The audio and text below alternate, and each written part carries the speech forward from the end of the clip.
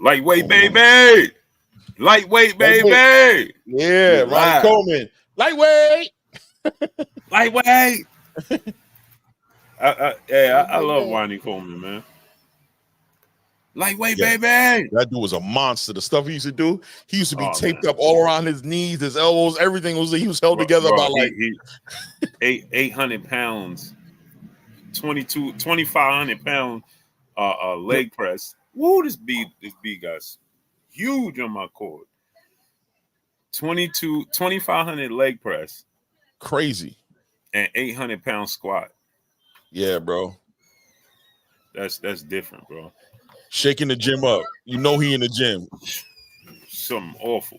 Tearing the gym up. Okay, baby. There's Ronnie. He in here. Lightweight, baby. Lightweight, baby.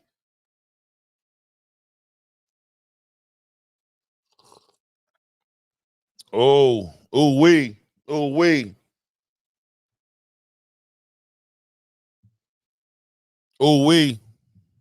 What it do, D-boy? What's good, family?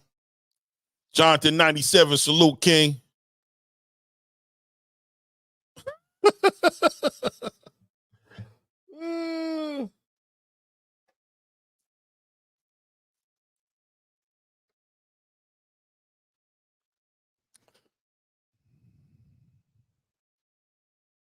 He said, got the notification. Finally, there we go.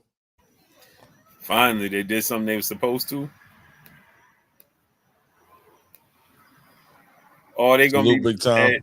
They're gonna be mad again today, boy. Gotta stir the pot. Gotta stir the pot, baby. They're gonna be mad today. Lightweight, baby. Lightweight, baby. Lightweight, baby. Stir it up a little bit, you know what I mean? Make sure nothing gets stuck to the bottom, you know what I mean? Salute Joe Johnson, nephew. D-Boy Dev. Marky Dan, the historian. Jonathan 97. Terry Nelson II. 8. Muscle Up Kev. Christopher Sam. Tommy Hunt. YK World. Rashard Wilson. Zach Sanchez. Supreme Montana. Big Tim 45. D-Boy Dev. God's greatest. What's up, family? Southwest Dice. The GOAT 95. Elijah Foster.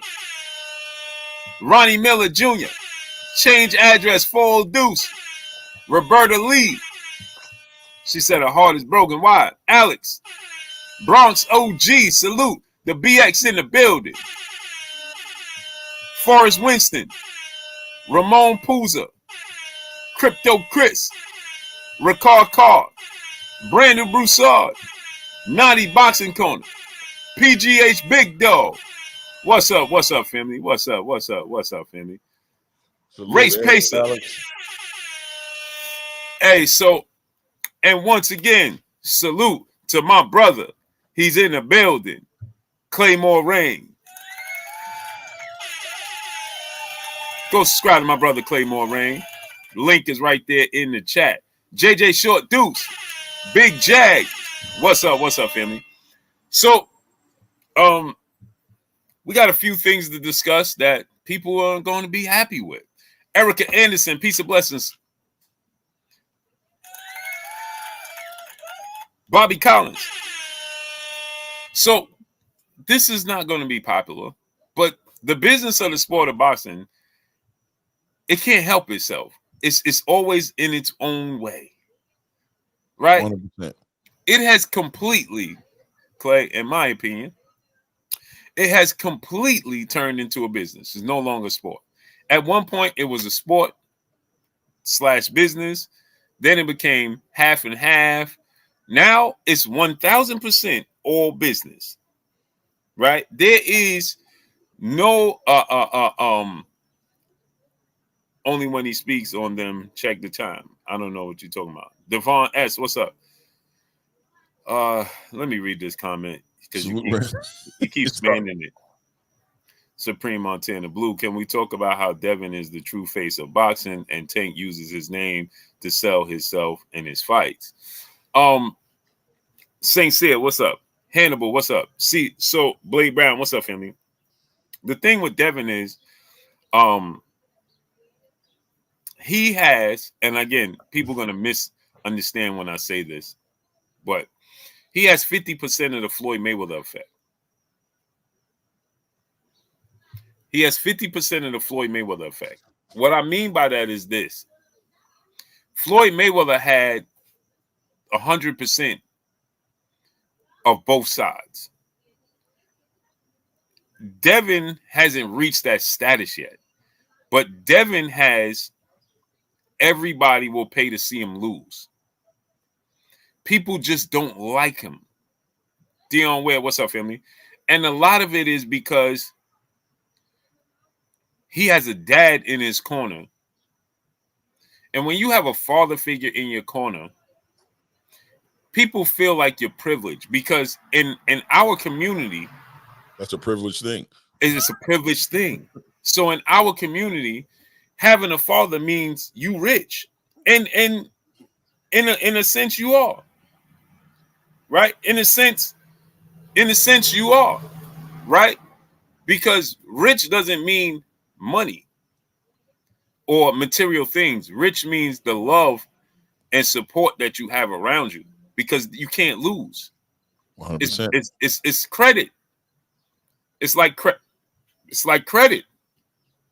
And so because Devin Haney has that, people try to pick apart, and his father is vocal and he stands on business.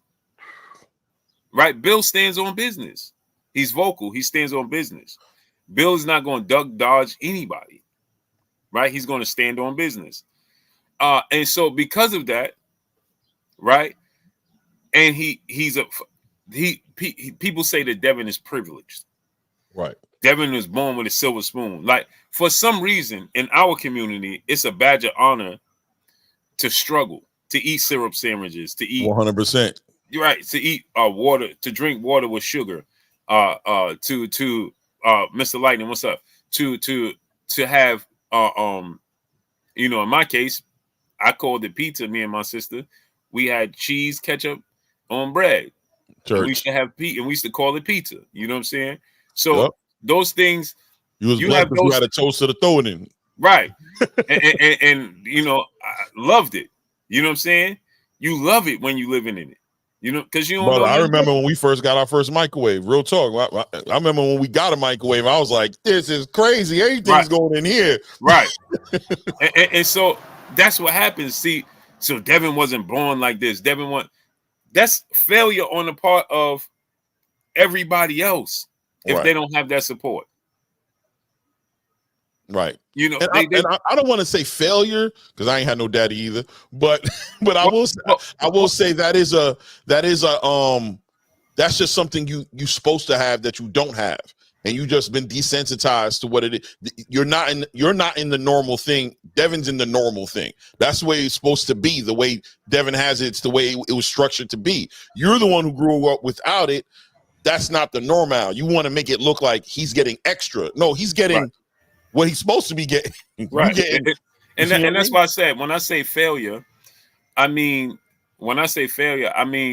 it's failure on our father's parts. Right. They failed us. Like you said, you ain't have your dad. My dad was always in prison. Mm-hmm. He's available today's time, but he was always in prison. My majority of my childhood. Right. And that was normal for me. Right. You know what I'm saying? So when I seen a family, now Clay, me and you both know it's raining. Right. Why is the ice cream man coming around? It don't matter, bro. That man is an example for everybody. Let everybody take example of that man. That man is inspirational to me. I have plans on shaking that man's hand one day, bro. That dude don't care. It don't matter. Bring your ass outside and come get some of this damn ice cream, bro. I'm in your city, bro. I'm gonna put it up a little louder because I know y'all not outside. I'm gonna put it up a little louder. I'm in your city, bro. It's straight raining. It's cloudy. It's raining, and it's chilly. People eating the rain, Blue. You gotta eat. You gotta eat, bro. It don't matter what the weather is. You gotta eat, bro. You gotta eat ice cream, and I gotta eat and get this money. Come on outside. Send them little kids outside, man. Let them know we out here. Right. It's cloudy, it's raining, and it's chilly. And he's strolling like it's 85 and sunny on a July day. I'm gonna shake his hand. I'm going when I meet, I'm gonna shake his hand, let him know. Listen, brother, I know. Just know I know. I'm right here with you. Just know I hear you, brother. I hear you. Bro is committed to say the least. Dogfight, brother, in the super chat, dropping that cinco on us in the super chat. Salute, great brothers. Let's cook. Oh yeah, we gonna get it in. The GOAT 95, my brother in the super chat, dropping that cinco on us in the super chat. Hey, Blue, if Tank don't announce a fight by October 1st, do you think he'll be fighting this year? Feels like they should have been made an announcement. Well, don't forget he's fighting December 14th. So, but has that been made official though? Well, that's the problem with these things, man. And we talking about that today to a degree. That's what this conversation is really about. This conversation is going to be about. That's what this conversation is going to be about. OG Bobby Johnson, what's up? So, Jazz Party, what's up? Mark Wonderland, what's up? Or Jones, what's up? So that's the thing, right? You don't grow up with both parents in the household, then it's perceived as, when you do, Jay Lynn, peace, blessings, Queen. It's perceived as privilege, when it's actually should be, like you said, it's average. Right. It's normal. It's just supposed to be what it's supposed to be. Right? Skill Boston, what's up? Jazz Party, what's up? Silver Surfer, what's good? He said Tank dug everybody, huh? Hey, you said it, not me. Blue Art, what's up? You said it, not me, Silver Surfer. You said it, not me. Silver Surfer, no, that's Lex Luthor. I'm trying to put them together. No, they both came. They both came. Remember? They both came. Silver Surfer came first, then Lex Luthor came on after. Right. DJ Furious, what's up, family? So Devin Haney gets a lot. Hannibal, what's up, family?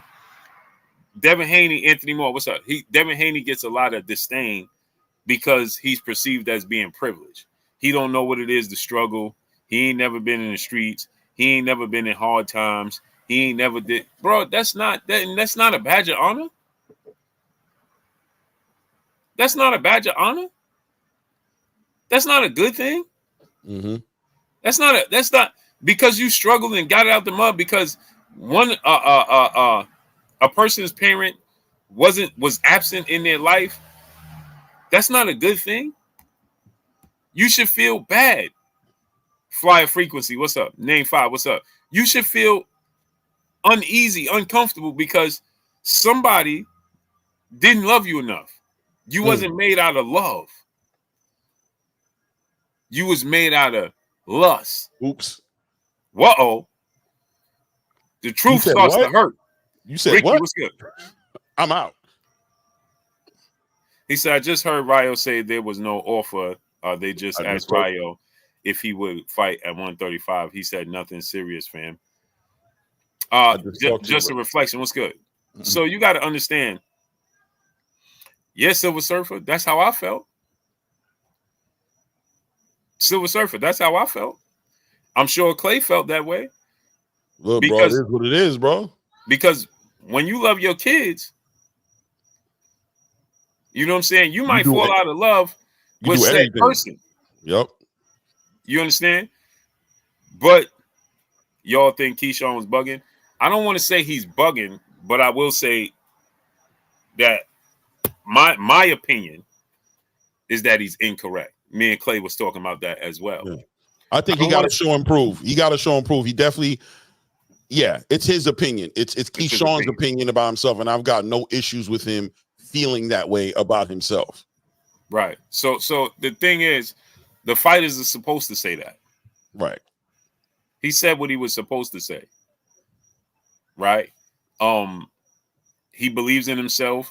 He's not supposed to get in it. He's a great talent. And he put his life on the line just like everybody else. So he ain't supposed to get in there. That's why fighters and athletes typically say, I'll leave that up to you. Right. To see who, you know what I'm saying? Because what they ain't going to say, nah, somebody better than me. They shouldn't.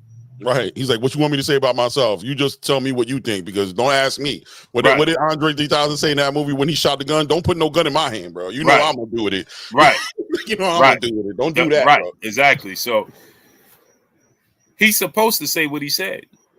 Now, us being observers from the outside looking in, he can't judge himself because he is himself. For instance, people will come in and say, Blue, you the best. I'm just me. Now I could look at other people and tell you ain't keeping it 100, you doing X, Y, and Z, so on and so forth, right? But that's for the people to judge. Hey, this person is better than you, Blue. Okay. But what am I supposed to tell you? You know what I'm saying? I'm supposed to say, yeah, he is. There's only one person in the media place right now that I'm like, man, this dude is a great dude at interviewing and has surpassed me at doing interviews, and that is Marcus Hayes of Fight Hub TV. Because I've watched this dude, Marcus Hayes, and not just is my guy. Marcus Hayes of Fight Hub TV is so, people don't understand how hard it is to do interviews in real time. Right. He ain't got no flashcards. He ain't got no notes. You know what I'm saying? It's just like me. You know what I mean? I ain't got no written down notes. I don't know what I'm gonna ask you before I'm gonna ask you unless it's something as a major topic. You know what I'm saying? It's extremely difficult. Marcus Hayes, I watched this dude do interviews, and his follow-up questions is just as great as his first questions. That's very hard to do because they can, once they answer the first question, you can dictate the first question. You can't dictate the rest because you don't know how they're going to respond. You don't know. Now you got to go off of what they do. He still is able to dictate the second, third, fourth, and fifth question. You know what I'm saying? That's changing directions in midair. You know what I'm saying? So Marcus Hayes of Fight Hub TV, if you ever listen to him, you know what I'm saying? If you listen to Marcus Hayes and how fluid he is, how spot on he is, how he's in the moment and engaged in his interviews, in the moment, in real time, not missing a beat, that's hard to do, bro. And I watched him do it with everybody. It's one thing to do it with people you're comfortable with, because we all interview people that we're comfortable with. And then there's people you're not comfortable with.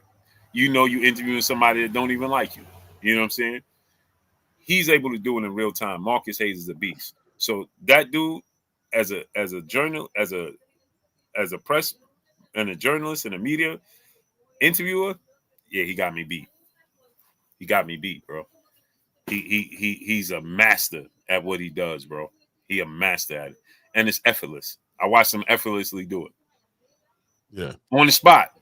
You know what I'm saying? He just knows how to. He sounds like a dude who just knows how to have a conversation. Just knows how to have a conversation. Yeah, there's an art to it, like getting from you, you know, letting you do your thing, but at the same time not allowing you to steer the narrative to the point where he's not getting his answers that he needs. He understands how to do it and make the person comfortable in front of him.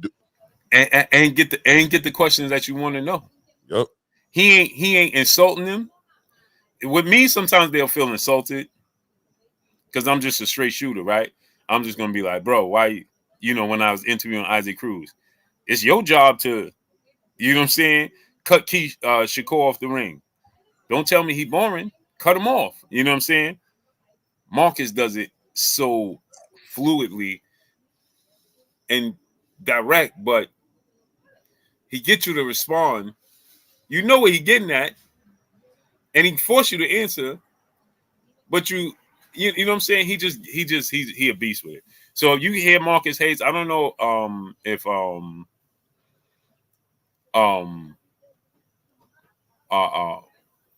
Marcos, because Marcus Hayes is under Marcos. Marcos runs Fight Hub, so sometimes people can confuse the two. So Marcus is the black dude. Right. Marcos is the Mexican guy, and Marcos is a beast too. Marcos is a beast too. But the thing with Marcos is he's more times than none he's in a comfortable setting Right. because he gets a lot of one-on-ones. He's been in the game forever, so he gets a lot of one-on-ones. A lot. It's when you sitting there in a personal setting, just the two of y'all, it's easier than doing it on the run. You know what I'm saying? On the move, it's much easier. So I don't even know how I got to that. Oh, we were saying with Keyshawn. Right. So Keyshawn is gonna believe in himself, but I think he's underselling Tank Davis. Yeah, it looked like he's trying to push buttons.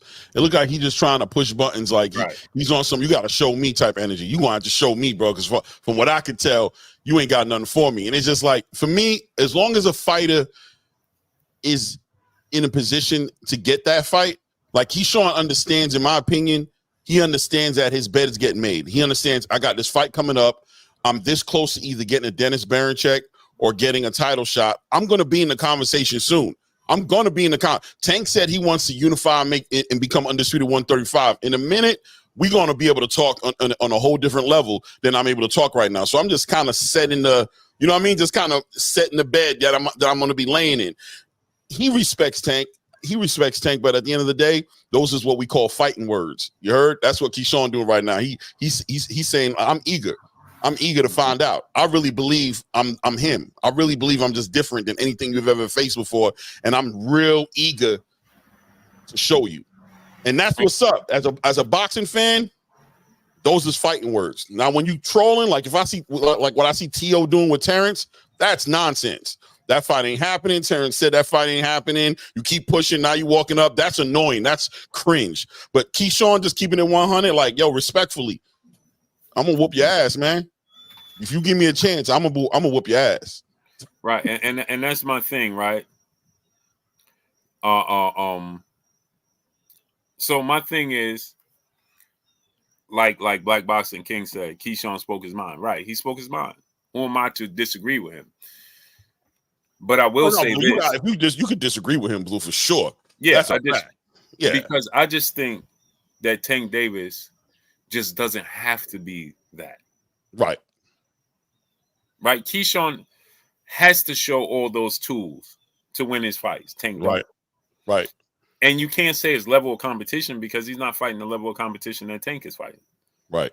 Is Tank fighting the guys that we want to see him fight all the time? No. But he's fighting higher level opposition than Keyshawn Davis is fighting. I mean, his biggest step up was Pedraza, and Tank beat him how many years ago? 6-7 years ago? Something like that. Yeah. He was like as an underdog. As an underdog. And Pedraza was undefeated. Am I wrong? Yeah. No, you're right. Right. Yeah. Pedraza was undefeated. Tank was like 22 years old. Pedraza was a champion, if I'm not mistaken, or they was a vacant belt. He was a champion, right? He was the champion. Pedraza walked into as a champion. Right. So, I mean, and you fighting a washed down version of Pedraza. Yeah. He's got like this next fight coming up. You know, these are important fights for him. You know what I mean? But you know, I was talking to my boy earlier, saying that only he knows the work he's putting in that gym. Only he knows the road work, the sparring, the blood, sweat, and tears, the sacrifices. He knows what he's built of. Sometimes nobody gonna know you like you, and you just speaking from like you guys just can't. I don't expect y'all to feel that way about me because you're right. Whoever I fought this guy, but I'm letting you know what I know when I look in the mirror after I do the work I do, and what my people are telling me that I feel are honest. The Terrence Crawfords, the Bomacs, the Shakurs, when they talk about me and the way I feel, yeah, man, I ain't gonna lie to you, bro. Y'all just don't know, but it's all good. But he jump in that ring with me. I'm gonna show y'all. And look, I like that kind of talk. I like it, that hungry talk. Because I'm gonna be real with you. If Keyshawn watching this, I ain't gonna lie to you, bro. I think he's gonna do it to you. You know what I'm saying? But look, you a talented fighter. I seen you. I see what you're saying, the potential. You know what I'm saying? I just think Tank is a whole nother level. You know what I mean? He is a whole nother level, but I'm here for it. As a boxing fan, I'm here for it. So, yo, whenever y'all get that together, we'll be waiting on the sideline. When we see it, I promise you it's going to be a lit live. You heard, Blue? It's going to be a lit one. And that's the thing, right? People don't understand that Tank Davis is so talented and so skilled that he don't have to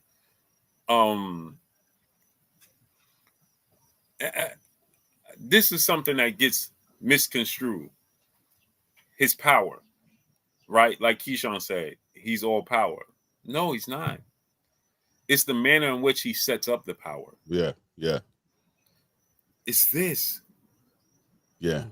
Tank beats everybody with this. Yep. You just see this. Right. But this is what he beat Frank Martin with. Frank Martin was doing this and flinching, not because of the power. Big facts. Because of this. It's because Tank was putting so much pressure on him mentally and physically with his feet and his positioning and his foot placement. That it forces you to start making mistakes. He didn't beat you with power. The power just plays an extra part because the power plays an extra role because we know he has it. And the thing is, Clay, he hit you so clean because you made a mistake. He hit you so clean that only thing you focus on is the power because it's brutal. It's nasty. When he catch you, it's nasty and it look nasty, and you go to sleep nasty. No diddy. Not because of the power though, Clay. It's because you was out of position when he caught you. Timing. The timing. Yeah. And now it looked ridiculous. Leo Santa Cruz. That wasn't his power. He stood here. Hood Rich 410, what's up? Salute, Hood Rich. Tank is here, right? He gave him the peekaboo, right? And when I say the peekaboo, I mean he gave him the opening. You know, remember the Mike Tyson game? What was dude name? Hungry Hippo was his name? When he do the and he opened up and you hit him on the Band-Aid. Then you got to hit him on the Band-Aid. Boom, boom, right? Right? So that's what Tank does. He gives you that Hungry Hippo or whatever. I forgot his name now.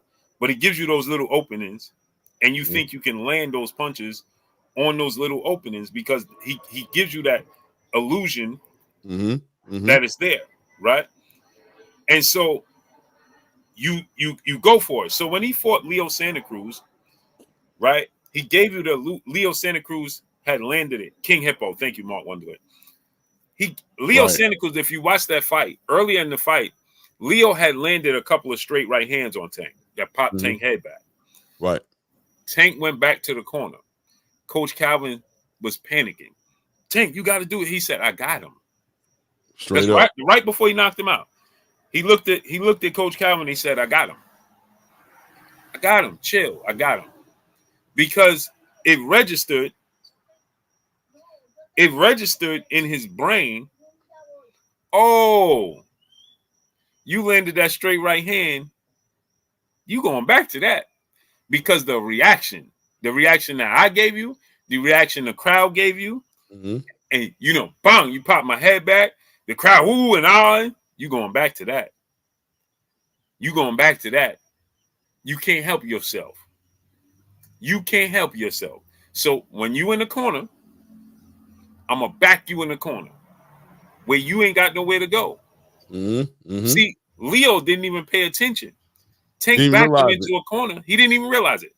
Tank backed him into the corner where he couldn't move. He couldn't go. He couldn't slide laterally either way without getting caught. He was going to get caught by the right hook or the left hand if he tried to slide out either which way, right? And what did Leo do? He threw the right hand. Tank said, I'm going to let this one land because you're going to do it again. You can't help yourself. Tank can think. His ability, his biggest weapon is not his power. It's his ability to compute at a high speed. That's his biggest. Let me say this again, people. Tank Davis's biggest weapon is his ability to compute information, react in those moments at high speed. That was Floyd Mayweather's biggest weapon. He was able to be defensive at high speed. Muhammad Ali, right? They were able to understand. And so Tank let Leo Santa Cruz land that first one. Bang. Tank didn't budge. Didn't move his head off the line purposely. He purposely never moved his head off the line because he knew Leo Santa Cruz was going to do it again. And Leo Santa Cruz did what, Clay? He threw it again the second time. Yeah. Now the second time, Tank said, all right, I'm going to give it a different look. I ain't going to let this land straight. Right. I'm going to let it graze me. So it kind of bang and rubbed off his face. And now he put his head right back in that position. Right back in that target area. Yep. And Leo said, there it is. Couldn't help himself. He said, I'm going to knock this dude out. I'm about to knock this dude out. No, you not. Yep. You know you're doing this and it's red. And then he put it here and it's green. Bing. Yep. It lined up. And Leo said, there it is. And red back. And you can see Tank laughing in his head. Like I'm not too sure if you're going to sleep off this one, but this is going to stop all that right hand nonsense you're doing. Ain't no way. Ain't no way. Ain't no way. Right? Ain't no way this dude getting ready to throw that right hand again for a third time. Ain't no way, right? Yeah. And lo and behold, what did he do? He Overcommitted. And Tank slipped it. Now he slipped it all the way. He let his arm rest on his shoulder. Now it just opened you up. These are little tricks of the trade. These are little tricks of the trade people don't understand. Now your hand is here. You defenseless. And Tank came up with that. When the hands away, them shots gonna play. The hands away. Oh, you left the door open, bro. What they say? We going to Sizzler. When the cat's away, the mice will play. Yeah, bro. That boy said, "Oh, there's an opening right here." He dug deep into that one because he knew Leo was defenseless. Yeah. He knew no diddy. Leo was gonna eat every bit of this punch. He gonna feel every bit of this power. Period. If he take this punch, good for him. To show us. Yeah, he about to show the whole world he got the best chin in the game. He about to show everybody. Trust me. He about to get tried. That team about to get tried right now. We about to find out. And Leo crumbled. He crumbled like a building that just got demolition. It looked like it looked like a sniper shot hit him, bro, and he got bodied. It looked like it came from outside the ring. It looked like it wasn't even it looked like somebody hit him from outside the ring. And so what happens is people seen that, and what's the first thing they say? Look at Tank's power. It wasn't the power. He hit Leo Santa Cruz clean, defenseless. It's almost like snuffing a person. It literally is almost like snuffing a person. They don't see it coming. Yeah. He did the same thing to Frank Martin. He hit Frank Martin that punch. Frank Martin tried to slide on out. How Andre Ward always say, tried to slide out without paying the bill. While hitting that toll. While putting that money in that toll. Tried to go out the back door without paying the bill. And no, you gonna pay this bill. Haka. And Frank said, so it looks the way it looks, it will give you the illusion and the mindset that it gives you the thought pattern. If you don't really understand what you just watched, it was just his power. Right. Like you guys messed up because you're supposed to stay away from that power. Frank tried to stay away from the power. The thing with Tank, in my opinion, Blue, is the big thing about Tank is if you're not somebody who can be consistently aware in the ring to not be consistent on your patterns. He's a pattern reader. He reads you. He reads not only what you do, but how you react to what he does to you. He reads how you react to his feints. He reads how you react to his power. He reads how you react to everything he does. And then he starts putting them together. It's like they all become tools in his pocket. And he starts putting them together. And he starts making, before you know it, what Tank is doing, usually by around the 4th, 5th round, he's moving you around as he sees fit. Then he starts letting the hands go around the 5th, 6th round. He starts letting the hands go. But first thing he does is he gets you moving how he wants you to move. He gets you where you need to be so that you can walk into whatever he wants you. It really is. It's exciting to see him do it. This is what makes me scream. I want to see him in Shakur, see him with Devin, see him with Teal, because I know already how ill he is, and I want to see him. I always compare him. You're a football fan. I always compare it to Peyton Manning and Ray Lewis. When them dudes played each other, you knew what kind of game you was watching, bro. That ball was snapping on the 1 second every time because Peyton's calling audibles. Ray's calling the audible based on what Peyton called. It's going back and forth. Things is moving all around. When that ball hikes up, you knew what kind of game was going to be. When the Colts played the Ravens, you just knew what kind of game that it was going to be. And it's the same thing with Tank and, let's say, Shakur. It's going to be interesting because when Tank and Lomachenko, I'm be honest with you, because right when Tank thinks they're doing something, they're smart enough to know he's reading that, and they'll do something else. They'll cause him to reset. They'll cause him to figure it out. I think he can figure it out. But he's not going to get pushed to that point to do that unless he gets those right dancing partners. If he doesn't get those right guys in front of him, he's never going to show you that. And that's why people like Keyshawn Davis is going to tell you that, oh, he's got some power, because he truly hasn't been tested in that way. He hasn't been tested that way. You know what I mean? And you're right, though. If Keyshawn thinks that it's all about power, he's going to walk into something bad, too, because you got to understand it's not power. It's an IQ game. It's a chess game with Tank. It's a real-life chess game. All chess. It's all chess. He's not playing checkers. He's playing chess. It's a real-life chess game. And what he's selling you, Clay, is checkers. Yep. He's like, oh, man, all he got is this. People don't – nah, it's not all he got. You got to stop saying that. It's not all he got. Right. It's this, right? It's a quarterback that throws the ball deep, and you're like, man, everybody back up. Yup. All he's doing is throwing it deep. And then before you know it, he's just opening the field up. He's just plucking you apart underneath. Just bump, bump, bump, bump, bump, bump, bump, touchdown. Bump, bump, bump, bump, bump, bump, touchdown. Bump, bump, bump, bump, bump, touchdown. But in your brain, and then you overcommit and get close up. You're like, oh, we got to stop this. And now he's bombing up the field, bombing away. But by the time you do it, Clay, right, you so down that you start to be like, should I inch up? You're starting to think too much because he's putting a lot of mental and physical pressure on you. So now you coming up, you thinking too much, and you can't think as fast as he can. You can't compute as fast as he can. Yep. Not in those moments. And that's where he gets you every single time.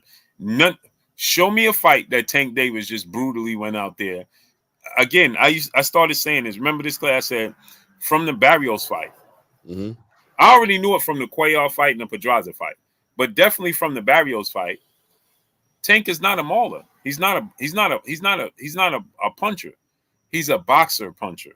But because he has that one punch crippling power that you get enamored with it. You get enamored with it. 100%. 100%. And if you mistaken and the fighters that mistaken that strategy he's putting together as you're winning rounds, you guys are getting lulled into a bad position. You're sleeping. You don't understand. You're moving around. You're scoring. You're walking away with rounds in your mind. But he's realizing that I can make this kid do what I want him to do. And now I'm about to get him. We want to see him in the ring with the guy who he can't make them do what he wants them to do. The guy who he just has to beat to the punch, be faster than, be better than, just whatever it takes, you know what I'm saying, to get that guy out of position. You know what I mean? There's a reason why Tank frustrates hardcore boxing fans. He frustrates us because we want to see this. We want to see the science, the sweet science get played out in the ring. You guys get satisfied with just watching him do his minimum.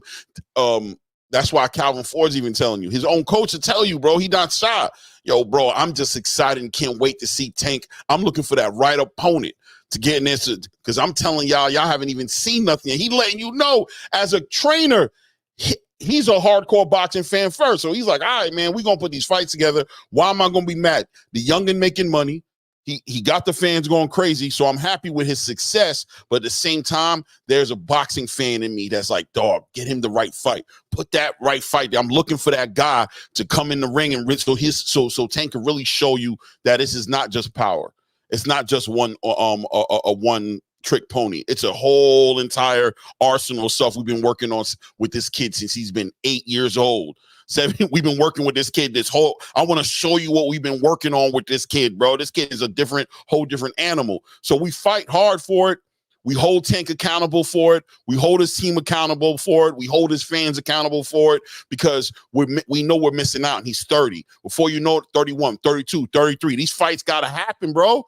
These fights got to happen. And timing is everything in boxing, right, Blue? Like, let's be honest. Timing is everything. There's a time and a specific window for things that happen in this boxing sport that we love. If it doesn't happen inside that window, we lose as fans, guys.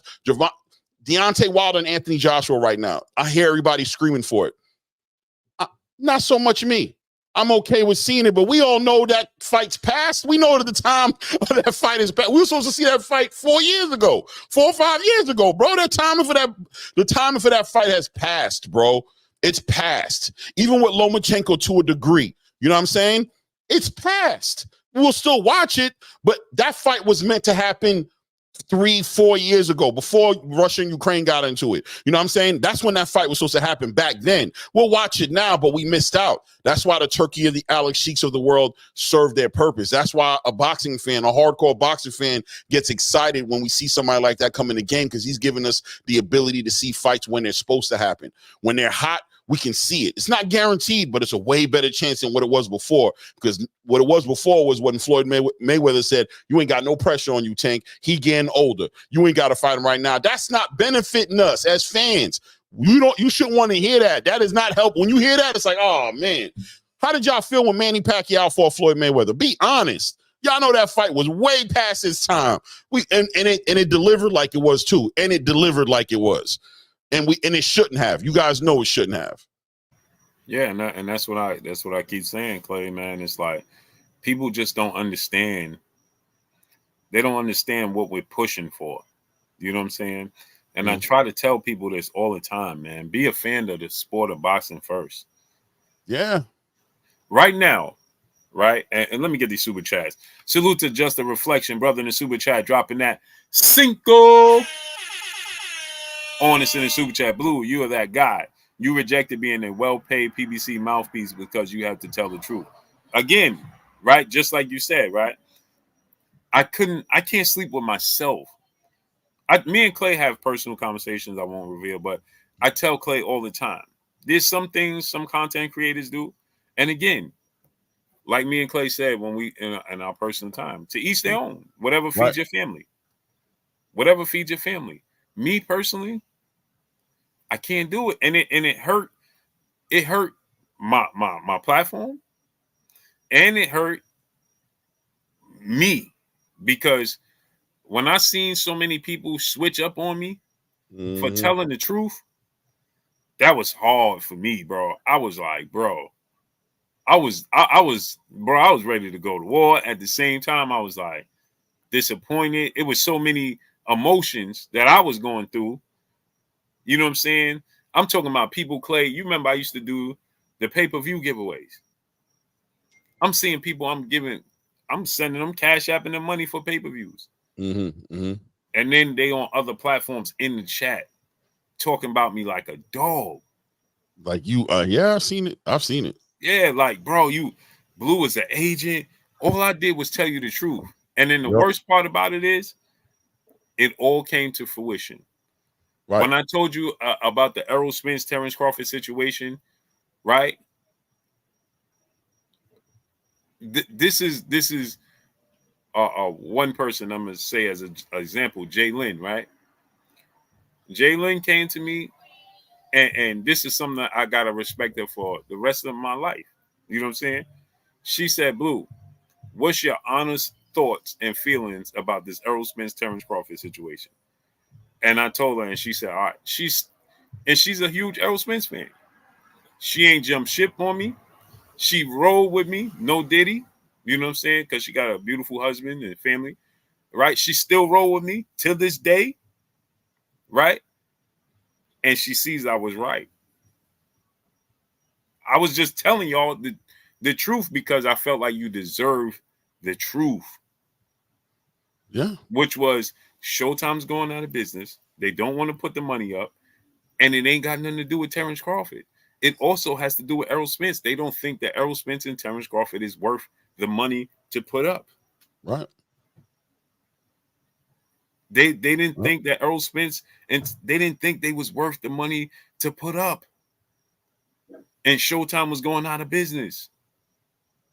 And when I told y'all they don't want to put the money up for Showtime, don't want to put the money up, they don't think Terrence Crawford is worth it. They don't think Errol Spence is worth it in this situation. They don't believe in this fight. They don't believe in it. That's why it's not happening. But it was easier to just say, is Terrence Crawford ducking? It's easier to be like, yo, Terrence Crawford is ducking. And so everybody saw a meal ticket. They saw an opportunity because the momentum was what saying Terrence Crawford is ducking. You're going to get the views. You're going to get the momentum. You're going to get the likes. You're going to get everything. Mm-hmm. Right? Because Errol Spence is a more popular fighter. But the point I was trying to make to everybody then, it ain't just about Terrence Crawford. It's also about Errol Spence they don't believe in. Yeah. And Showtime is getting out the business of the sport of boxing. And Steven Espinosa went and said, I don't know what I'm talking about. Everybody said, I don't know what I'm talking about. And then you look today. It is what it is, right? Now outside the boxing, Errol Spence told you. Then Errol Spence came out and he said, if it wasn't for me and Terrence Crawford, this fight wouldn't happen. As I told you, they didn't want to put the money up for the fight. Period. Not for him or for Crawford. And that's why I believe they forever have a bond that of respect. Maybe they may not be the closest friends, but they understood. They came together and they did something, and they pushed the business to the side. And more importantly, Errol Spence did. Because Terrence Crawford ain't with nobody. He ain't owe nobody nothing. Nope. You know what I'm saying? He ain't have a relationship with nobody on the other side. So him not doing it and going elsewhere mean nothing to him. Outside of he just ain't getting that fight for his legacy. And Errol Spence could have ran with the narrative and said, Terrence Crawford ducked me. And nobody would have questioned him. Nobody would have questioned Errol Spence. He could have ran with that, never fought Terrence Crawford, still be undefeated today. Mm-hmm. Move on with his career, get other opportunities. Yep. And all of this plays into what we're going to talk about right now today. Right. Right. So he could have went along about his business and said, yo, you know what? He don't want to fight. Who was going to not believe Errol Spence? Nobody. Right. He didn't have to do it just like I didn't have to do it. Errol Spence took the road of saying, bro, and now he paying the price just like I did. Because now people, he done, he washed, he finished. Yep. You know what I'm saying? He gets swept to the side. He gets discredited. You know what I'm saying? And my thing was, Errol Spence ain't have to do that either. Facts. He ain't have to let the world know, hey, he told Terrence Crawford and he told the world what he said in that moment. He took the mic. He ain't have to do that. Right. He took the mic. He said, man, we got to start figuring out what these sanction bodies is doing. Talk to him. We got to start figuring out what these suits is doing because they don't believe. And he wanted to say they don't believe in two black fighters fighting each other on the biggest stage. Yep. He said the suits, me and Terrence Crawford got to prove to the suits that we can do this. He told you what I've been telling you. Yeah. That's the reason why he doubled back after he called me out and came back to me and showed me love and respect. Right. Right. Because he knew I knew what was going on. They don't. Yeah. The suits ain't believe in him. It's hilarious, Blue, because the fighters, every chance, like we seen Bernard Hopkins do it, we seen Floyd Mayweather do it. We just recently seen Chris Eubanks have at it, right? These fighters who are coming out and exposing these promoters and the politics of boxing, and then the space becomes resistance to somebody from the outside coming in to kind of like iron those wrinkles out and kind of make it more of an even playing field. Like you heard Chris Eubanks say, bro, shout out to the Sheik. You know what I'm saying? He's doing this the right way. But we get defensive over nothing, and we act like these problems don't exist. I'm always going to be here as an advocate as much as I can be for these fighters to a degree, because I always feel like it's the politics that got them looking bad, that got them in the worst positions, especially the fighters like Errol Spence right now, Tank Davis, the Terrence Crawfords, these fighters who would love to make these fights. They would love to make certain fights happen, but the budget ain't there, or the politics ain't there, or they're getting resistance from their side. They're not communicating it to you guys because they're being loyal to their, to who represents them. But it's the politics on their side of the conversation that's manipulating the situation and making it difficult for them to execute on what they want to execute on. And it comes down to a point where somebody like Terrence Crawford and Errol Spence have to get on the telephone with each other and be like, F all the BS, bro. What we got to do to get this fight going? Well, I need this. I need, but hey, yo, bro, I ain't doing nothing else but this. Yo, Al, I ain't doing nothing else but Terrence, bro, period, bro. You know what I mean? For the fight to come together, just to show you the resistance that's there from the fighters' own camps in making these fights happen. We got to open our eyes to what it really is. You know what I mean? These fighters don't mind. Yo, man, I'm a person who believes that these fighters did not come in boxing not to fight. They want to fight. But the politics is serious. And 9 out of 10 times, it's the motherfucker you sleeping with. It's the dude who's in your crib, sitting in your living room table, drinking your coffee, hitting your bar up, saying he got your back. That be the dude that's jumping right in front of everything happening, bro. And the other fighter, you're sitting there on social media going, and I think that's another reason why Tank Davis isn't going on social media a lot as well. You know what I mean? He doesn't really do it as much as he'd like to do it, because at the end of the day, we just said it. Him and Lamont Roach supposed to be fighting December 14th. We still ain't got no confirmation from that. We still haven't had no confirmation from the powers that be on what that is. Now what's going to happen in a week or two if that fight is not happening? It turns out that fight's not happening. He's not fighting until next year. Is that Tank pushing the fight out? Or is that the politics of boxing once again showing you that boxing is a fraud, that these things aren't what you think it is? David Benavidez right now thinking he's going to fight David Morrell or he's going to fight Jesse Hart. You got Jesse Hart online saying he don't know what the hell David's talking about. You got David Morrell hanging in limbo waiting for somebody to give him a phone call. Everybody's lying out here, bro. Everybody's lying. And it's the politics, but you can see what the fighters want to do, right? Because David Benavidez is out there saying, look, David, if everything goes right, and David Morrell accepts a fight, me and him is going to be next. That's what he's saying. There's no reason. Me and him are going to be next. If everything goes right, me and him is next. Mm-hmm. So then the question to be asked, if they don't fight next, why didn't it happen? Right. It's just, and salute to Greg Abernathy in the super chat, dropping that half a dub on us in the super chat. He said was on the floor for the Santa Cruz fight during the C19. That punch sounded like a bomb when it hit him. All facts. Oh yeah. All facts, bro. Like it gets. Oh, by the way, pause. Frequency, you right? Pause. Go ahead, though. Because I said it's the dude you sleeping with that's doing you. Yeah. Extra pause for sure. Yep. And so Jalen said, what's stopping all these fighters from doing what Errol Spence and Crawford did? Look at what's happening to Crawford and Spence right now. Man. Horrible. They're going to throw Spence in the ring against Fundora. He's damn near 2 years out the game. They're going to throw him against a southpaw towering inferno, knowing that they didn't even have him against southpaw in his career. And granted, Errol wants it because Errol he's a fighter. He a dog. He a fighter. L-Dub, what's up, family? He's a fighter.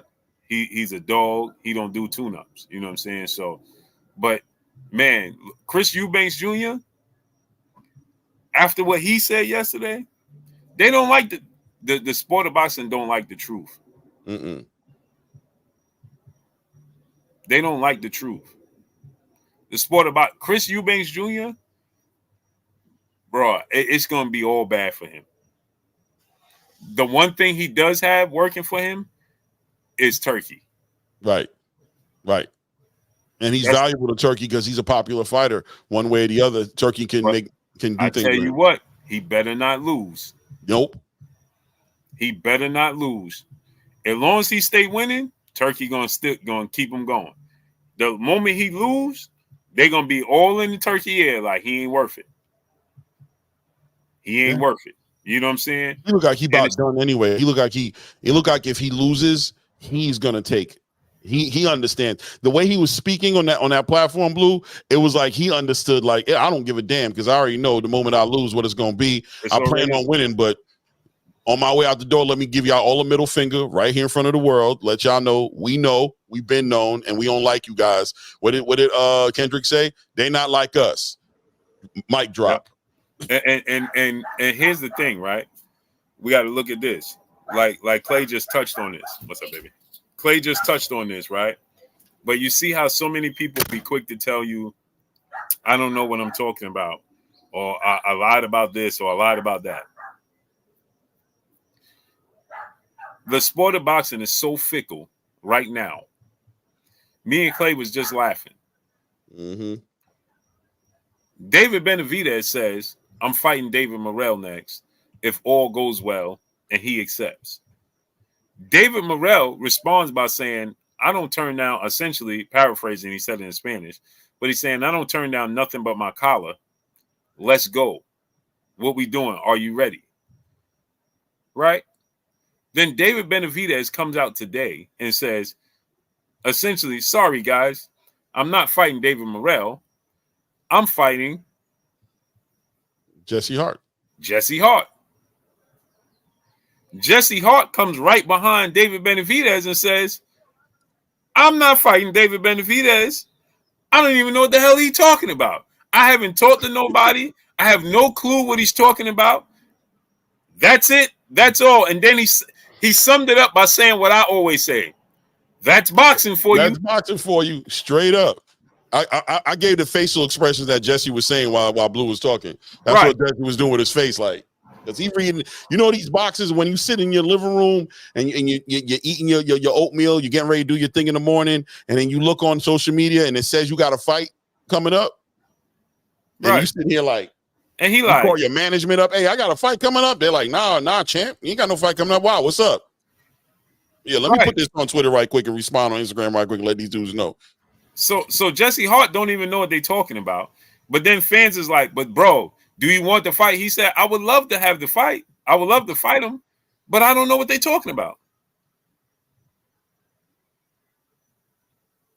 Come on, man. You can't make this up. That's one thing social media is doing bad to these promoters, bro. That's just like Eddie Hearn with the rematch clause. And Frank had to come out like, boy, ain't no rematch clause in this damn contract. What you telling these people? Right. Eddie Hearn telling people there's a rematch clause. Right. Frank is like, there's no rematch clause. What you telling these people right now, bro? We ain't got no rematch clause, bro. So now here's what happens. Like Barracuda said, Zionist Nation and Chicago Zionist salute. He said, I just saw a video from ProBox TV where they were saying, let me put it on the screen. Mm-hmm. He said where they were saying Benavidez sent a contract to Morrell, and this video was made a couple of minutes ago. Right. Because this is what David Benavidez said. Let me show you. He said it himself. Yeah. He said it. He literally said it himself that he's fighting David Morrell next if David Morrell accepts the opportunity. He literally said this himself. And that's why I tell you, sometimes the fighters don't even know what they're talking about. And it's sad. Remember, this happened with Tim Tszyu. He was like, man, they told me I'm fighting Crawford. Then they turned around, they told me I'm fighting somebody else. This is what David Benavidez said. I'm trying to cover it because I don't want.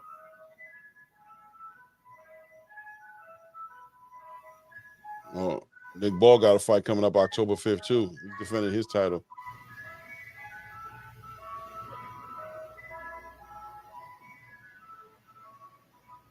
Yeah, I see it right here. It says it. It says it right there, right? Wait, hold on. But they're saying they're quoting Boxing Scene. Oh, you're putting up the phone. Yeah, boom. Yeah. Yeah. Everything goes right, and he accepts. That's good print right there. We see it clear as hell. Except I'm lighting more. I'm fighting Morrell next, bro. He was responding to somebody right there. Right. But you can see said person. I'm not gonna put their name there. Who's Mm-hmm. next, bro? Right. He said he asked him David Benavidez, who's next, bro? David Benavidez says if everything goes right and he accepts, I'm fighting Morrell next, bro.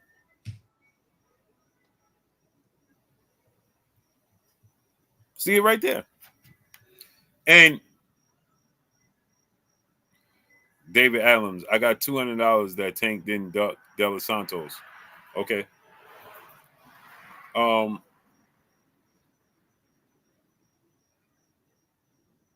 I'm trying to. Oh, so here goes David Morrell's response.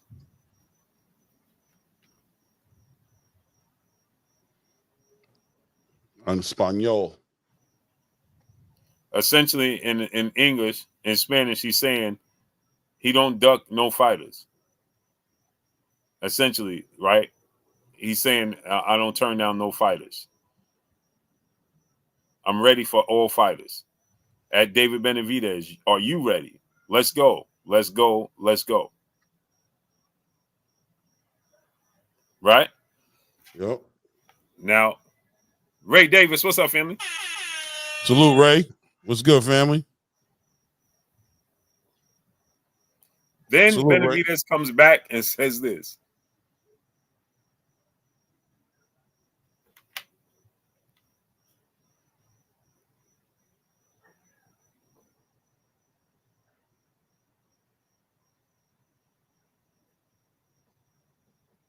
It's fuzzy, huh? See, this was published. Hold on, let me read that. No, yeah, a little bit. Hold on, but don't move it. I will wait. I will something fighting Jesse. Yeah, there we go. Perfect. I will fighting Jesse Hart next, not Morrell, but Morrell is a future fight. Yeah. Is a future opponent. Yeah, so he thought he was fighting Jesse Hart next. This article by Boxing Scene, by the way, came out at 10:26 this morning. 10:46 this morning is when it came out. So my question is, when was those text messages? When was that? It looks like that's what I'm trying to say, right? If we do the timeline, because all that came out today. That came out on hold on a second here. And here goes Jesse Hart response.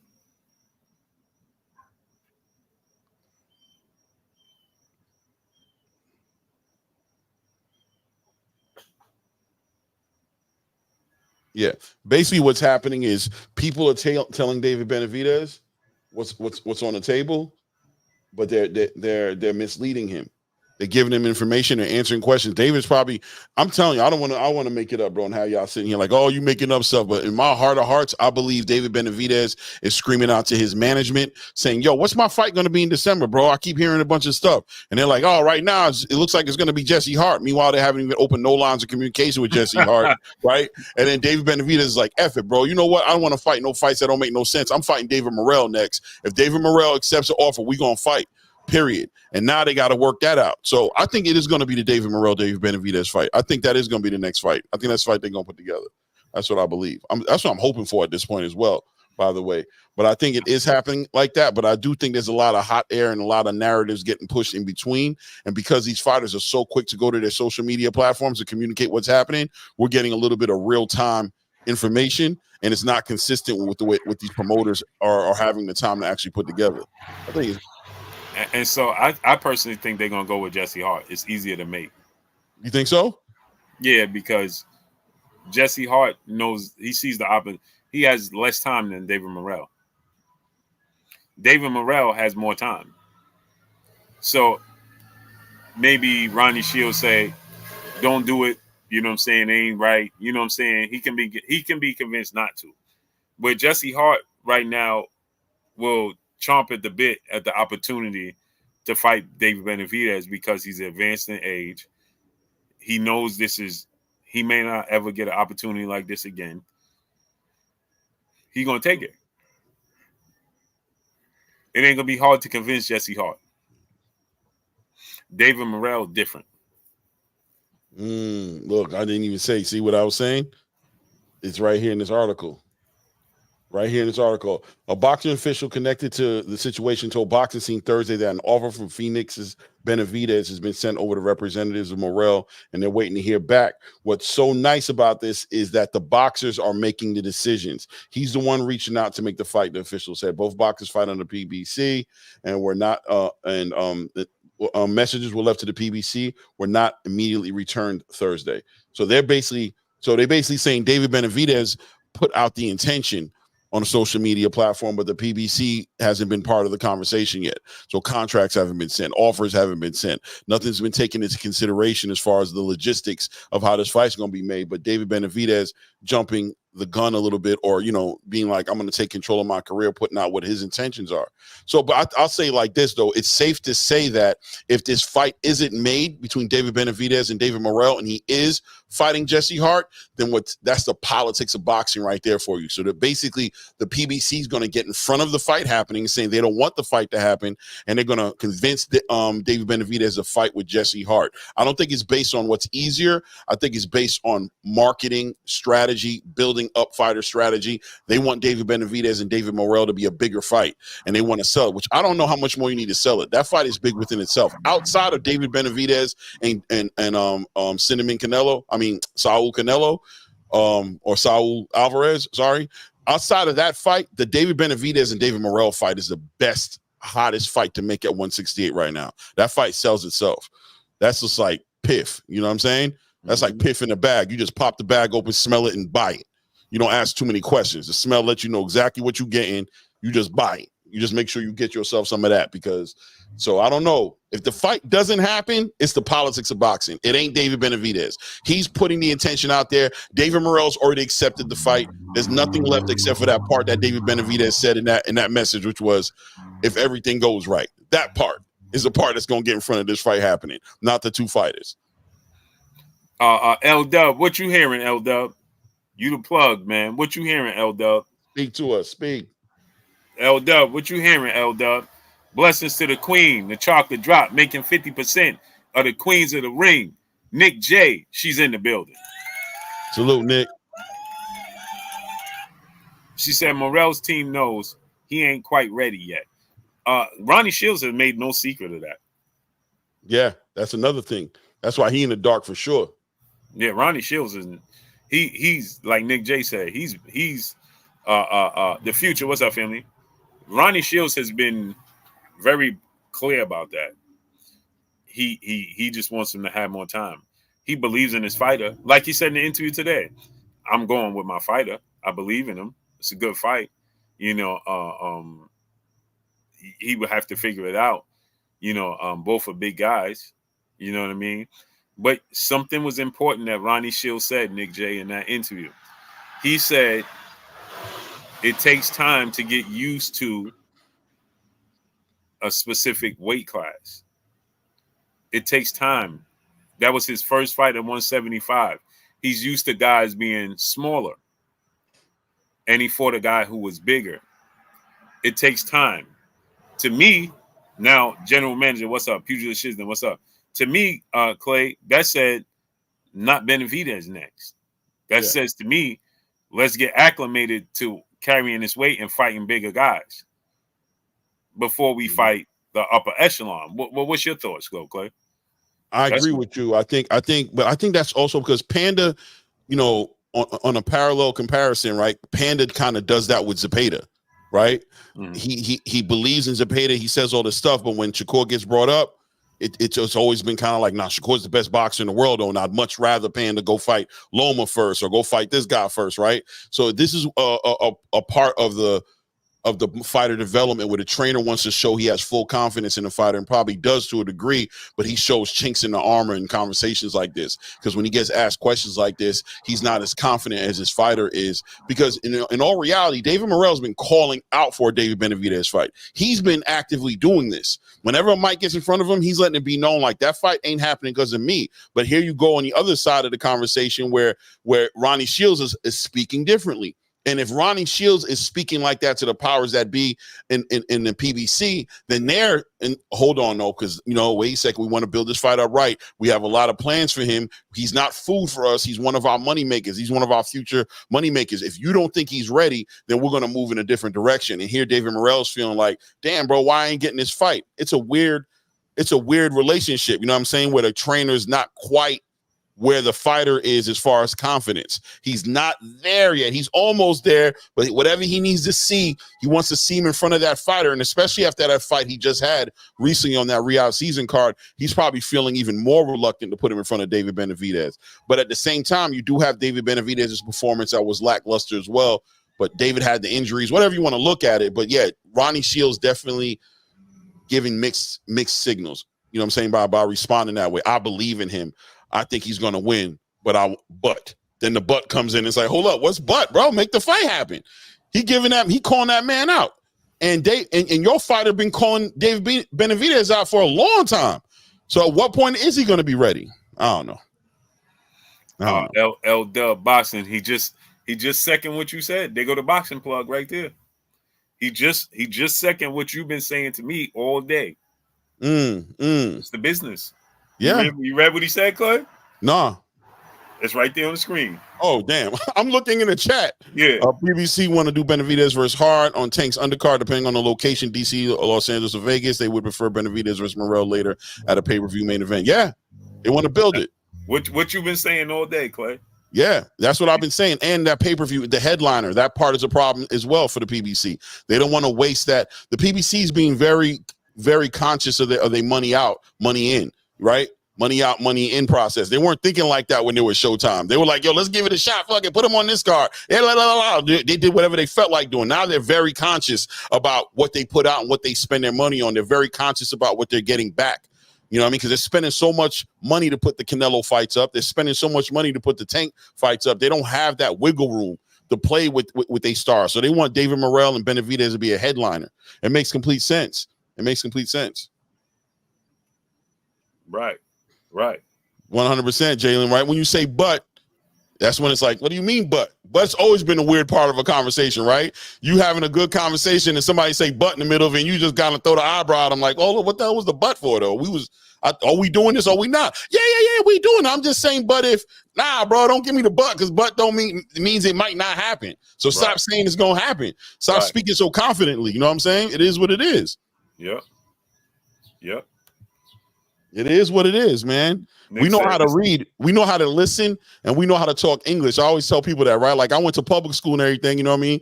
I get it. I went to public school, you know what I'm saying? But I know how to read. I read a book. I know what a period and a comma do and a pronoun and a verb and an adverb. I know how these things work, bro. You don't just get to say whatever you want to say to me and do the famous thing, Blue, that they love to do. You know what I meant? What? Yeah. Ain't what I meant. Say what you mean. That way I don't got to figure out what you meant. And I put the wrong mark. I meant to put the question mark. So I made Tank Davis Dela Santos for Del. Yeah. It was a question mark. Yeah, I meant to put the question mark. Yeah. Cass Tazy, what's up? Nick J said, she says definitely a main card though. All facts. Yeah. All facts. I was getting ready to make a video and say, because people were saying Tank said he don't mind being the co-main event for Benavidez. I'm gonna say, would he do it for this? Because him versus Lamont Roach is not a main event. Main event over Benavidez, not over Benavidez and Morrell. Nope. L Dub. I'm gonna ask L Dub. Derek Gordon, 16 deuce. Big G, what's up? L Dub. I was told that Edwin De Los Santos. It came down to Edwin De Los Santos and Lamont Roach for Tank Davis, and Tank Davis and the team, they chose Lamont Roach so they could put this card on in DC at the Capital One Arena to sell the DC, Baltimore, Maryland situation. That's what I was told. It makes sense. That Tank had the opportunity and team, they was going over who they was going to choose. Edwin De Los Santos or Lamont Roach, and they went the route of Lamont Roach. And then Edwin De Los Santos and his team came out and they said that Lamont Roach was the chosen one, and they was asked if they're about making a fight with Tank Davis, and they said that they said that they went in a different direction. That's what Edwin Del Santos' team said. Right. They said they contacted us to ask us for the fight, but then they said nope, they're going in the direction of fighting David Benavidez. I mean, excuse me, Lamont Roach. David Adam, right? You keep saying all this stuff. So this is what we're gonna do, David Adam, because you said I'm spreading false information. So we're gonna send you the link so you can come and give us the real information. So there goes the link. Stacy Mack, what's up? Now, question. So the fight between Lamont Roach and Tank Davis is happening in DC, or it's happening like somewhere between. So what happened to the we've got T-Mobile? I don't care if you bring Coach Kenny, Coach Calvin, and Tank. Go get them all. I don't care if you bring Coach Kenny, Coach Calvin, the entire Roz podcast, and Tank Davis himself. That makes me know, never mind. You must have not know who I am. I actually went over there. They ain't never come over here. Well, Coach, let me not say that. Coach Calvin been here 3 times. They go to Ice Cream Man again. That's my guy, bro. Rain, sleet, or snow. There you go. Pulling up, bro. Everybody ain't come outside. Everybody ain't come out, man. Everybody ain't come out, bro. I'm gonna lap and come around one more game. But so what happened to the whole idea that there was a team? Was it the T-Mobile or MGM? One of them was secured already for November 2nd.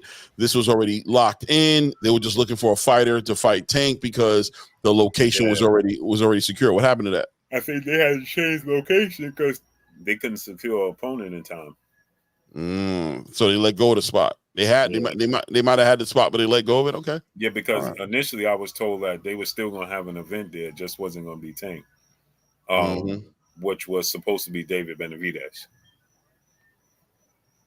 So they was going to still have David Benavidez, which makes sense now today that David Benavidez was talking about fighting Morrell, because David Benavidez versus Morrell would be a Vegas fight. Yeah. That could headline in Vegas. For a year due to a shoulder injury. Roach has been in the driver's seat for a while now. Don't know if that's true about choosing Roach over Edwin. Yeah. Yeah, so L-Dub, that's what I was told, that they contact. Now, I was told that before Edwin Del Santos and his team came out and said it. And said that they was offered the Tank fight. They was willing to accept it, but then they was informed that he was going in a different direction, which was Lamont Roach. And that's L-Dub. So Edwin Del Santos was saying that was what's the word you use? That was a cryptic message towards Tank, because again, nobody wanted to say his name because they don't want to ruin their chances. When he put that picture up, remember L-Dub? He put that picture up on social media and he said he's ready, of him in shape. So apparently, somebody close to him, they told me, because he don't speak English. So they told me that he put that picture up to say he was ready, to let Tank know he's ready to go. Yeah. Which was a shocker to me, because I'm like, but it's a good move. It's a good move.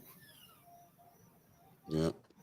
And fighting Edwin Del Santos over fighting Lamont Roach makes more sense. Makes more sense. Keeping in the division. L-Dub, what's the difficulty? Do you have an opinion one way or the other as far as what's the problem with these fights, with the list that Gervonta Tank Davis had? What's getting in the way of these fights getting put together?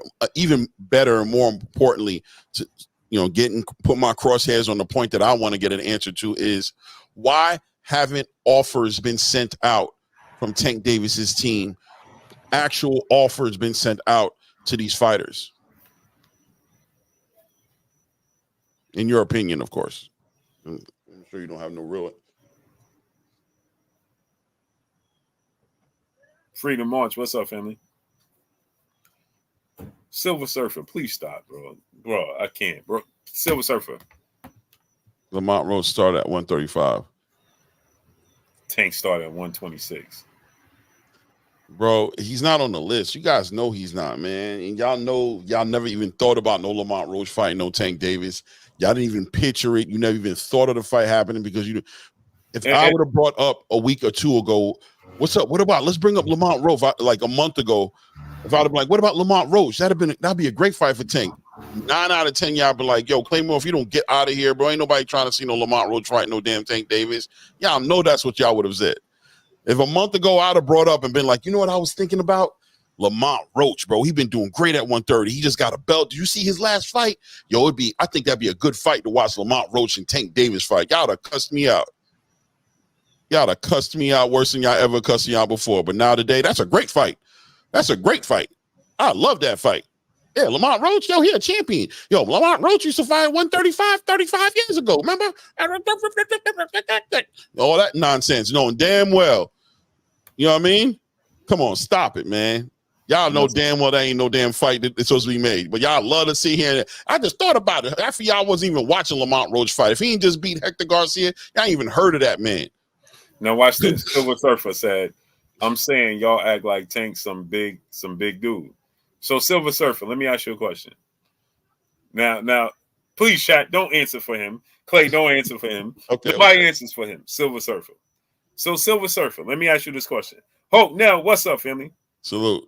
Salute my brother Hope Nell. So Silver Surfer, is Canelo too big for Terrence Crawford?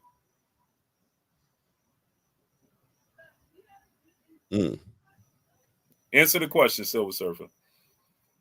Is Canelo too big for Terrence Crawford?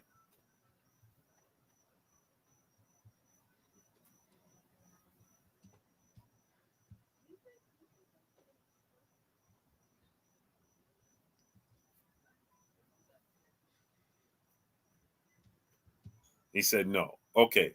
At least you consistent. At least you consistent. I can respect that. I can respect that. Yee Huncho, what up, nephew? Silver Surfer, I can respect that. No doubt. No But doubt. the fact remains is this. Here's the thing. Tank Davis has options in his division. There's no reason for him to reach a weight class below him to pull up a fighter when he has fighters right in his weight class he can choose from. He and his team waited to the last second to choose an opponent when they could have chose Shakur. They could have, cool, what's up? They had options. And now when it got crunch time, they're using the excuse. What did I say, Clay? Weeks ago, what did I say, Clay? I said, they're going to wait till the last second, tell you they couldn't find an opponent to justify the fighters that he's going to fight. And that's what's going to happen. No doubt. No doubt. They're going to tell you they couldn't get nobody else in the ring. It was too late. And that's why they landed on Lamont Roach. Yeah. That L-Dub just answered the question for me. Gave us perspective on it. Okay. Yeah. I'm cool with that. But somebody asked a question on here about Lamont Roach and said who he has on his resume. I think the biggest fight he probably has on his resume is Hector Luis Garcia, and that's only because that's a common opponent that he has with Tank Davis. If you want to give Figaro McCrory the champ, but I'll tell you this though, he has a 40% knockout ratio, 25 wins, 10 knockouts. Most of his career fighting in at 130. A lot of catchweight fights like 131, 133. You know what I mean? I think his first fight he ever had, a 4-round fight he was at 135, but I don't know about this whole start of his career at 135, if that's what you want to consider it. But Lamont Roach ain't knocking dudes out at 130 like that. So what he about to do and come up with a whole grown-ass Tank Davis? He got 10 knockouts. You know what I'm saying? What he about to do? Yeah, I don't want to throw a shot at the fight. You know what I mean? Listen, man, it's clearly the fight that's to be made. Shout out to L Double, kind of made it clear. He got 10 knockouts. You know what I mean? we don't need to act like, you know, all of a sudden, yeah, that fight's a great fight. We listen. I you know what, Lamont Roach. You know what? Yeah. Come on, bro. We don't gotta do all that. I'm cool with. Listen, that's a fight that he could make. I'm cool with what L Dub said right here, right? That it's a lot more complicated than what people would like to think. So I accept the fight, ready to watch the fight, whatever have you. You know what I'm saying? Whatever you want to call it. Let's get it done. I don't think there's a person in this chat who's got the balls to say they think Lamont Roach could beat Tank Davis. I don't think out of whatever 250 people, however many people are inside this chat, nobody got the cojones to put their lips together and blow air out of their mouth and say, Lamont Roach might win this fight with Tank Davis. Nobody got the heart to say that. So let's accept the fight for what it is. Forget about Cordina, Stacey MC. We're not talking about Shakur Stevenson, are we? Not even a little bit. Yeah, but here's the thing. So Shakur says, so Stacey says, what weight class did Cordina come from? You right. Right? But here's the difference. The difference in that situation, AK Crowder, what's up, family? The difference is Shakur couldn't get anybody to agree to fight him. Williams Zepeda wouldn't fight him. Dennis Baranchik couldn't get the fight. Tank Davis didn't want to fight him. Lomachenko didn't want to fight him right in his weight class. So he couldn't get a fight in his weight class. Right? He couldn't, he was trying to fight. And this just came up as a money fight. Just to say, hey, stay busy, let's fight, and you fight Zepeda later in February. So he's just staying active because he was supposed to fight Zepeda in October.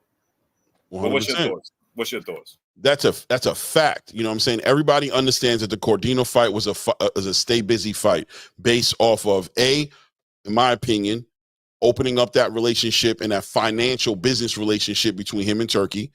B, keeping him busy because him and Williams Zepeda wasn't going to be able to fight because Zepeda decided that his family, that him having his child and being with his wife was more important. It also had a lot to do with Shakur wanting to be on that card, that Better Beef Bivol card. That was a big card and an opportunity to be part of a big event, a co-main event. So it wasn't so much about the competition as much as it was the present opportunity and the money, obviously, the $5 million guarantee that he was going to get. So there was a lot of extenuating circumstances as to why that fight got put together with Cordino getting pulled up. It was to provide Shakur Stevenson with what he's been asking for years, which is activity. Activity has been a very important thing for him to put together. Tank Davis, on the other hand, I think it's fair. Lamont Roach and Tank Davis fighting in the spirit of activity, in the spirit of Tank staying active. Have at it. I'm pushing back more so on the idea of this is a great fight. This is not a great fight. I'm sorry. This is not a great fight. It's a good stay busy fight. Let's keep Tank busy. Let's keep let's keep him in a boxer's mindset, keep him in shape. Let's keep him thinking about these fights coming up. Fine. But don't act like there's some dream come true and that you guys are just perfect. Yeah, this is a great fight. That's just nonsense. That's not true, guys. That's not true. You can say whatever you want to say. I don't care. But look, your personal opinion, I'm not going to sit here and argue with you about your opinion. If that's a fight you've been looking forward to, you know more about boxing than me.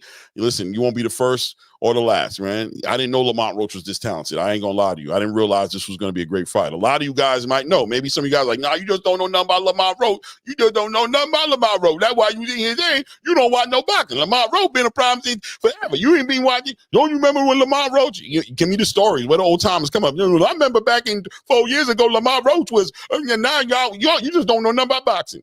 We all been known this is going to be a great fight. Lamont Roach, talent.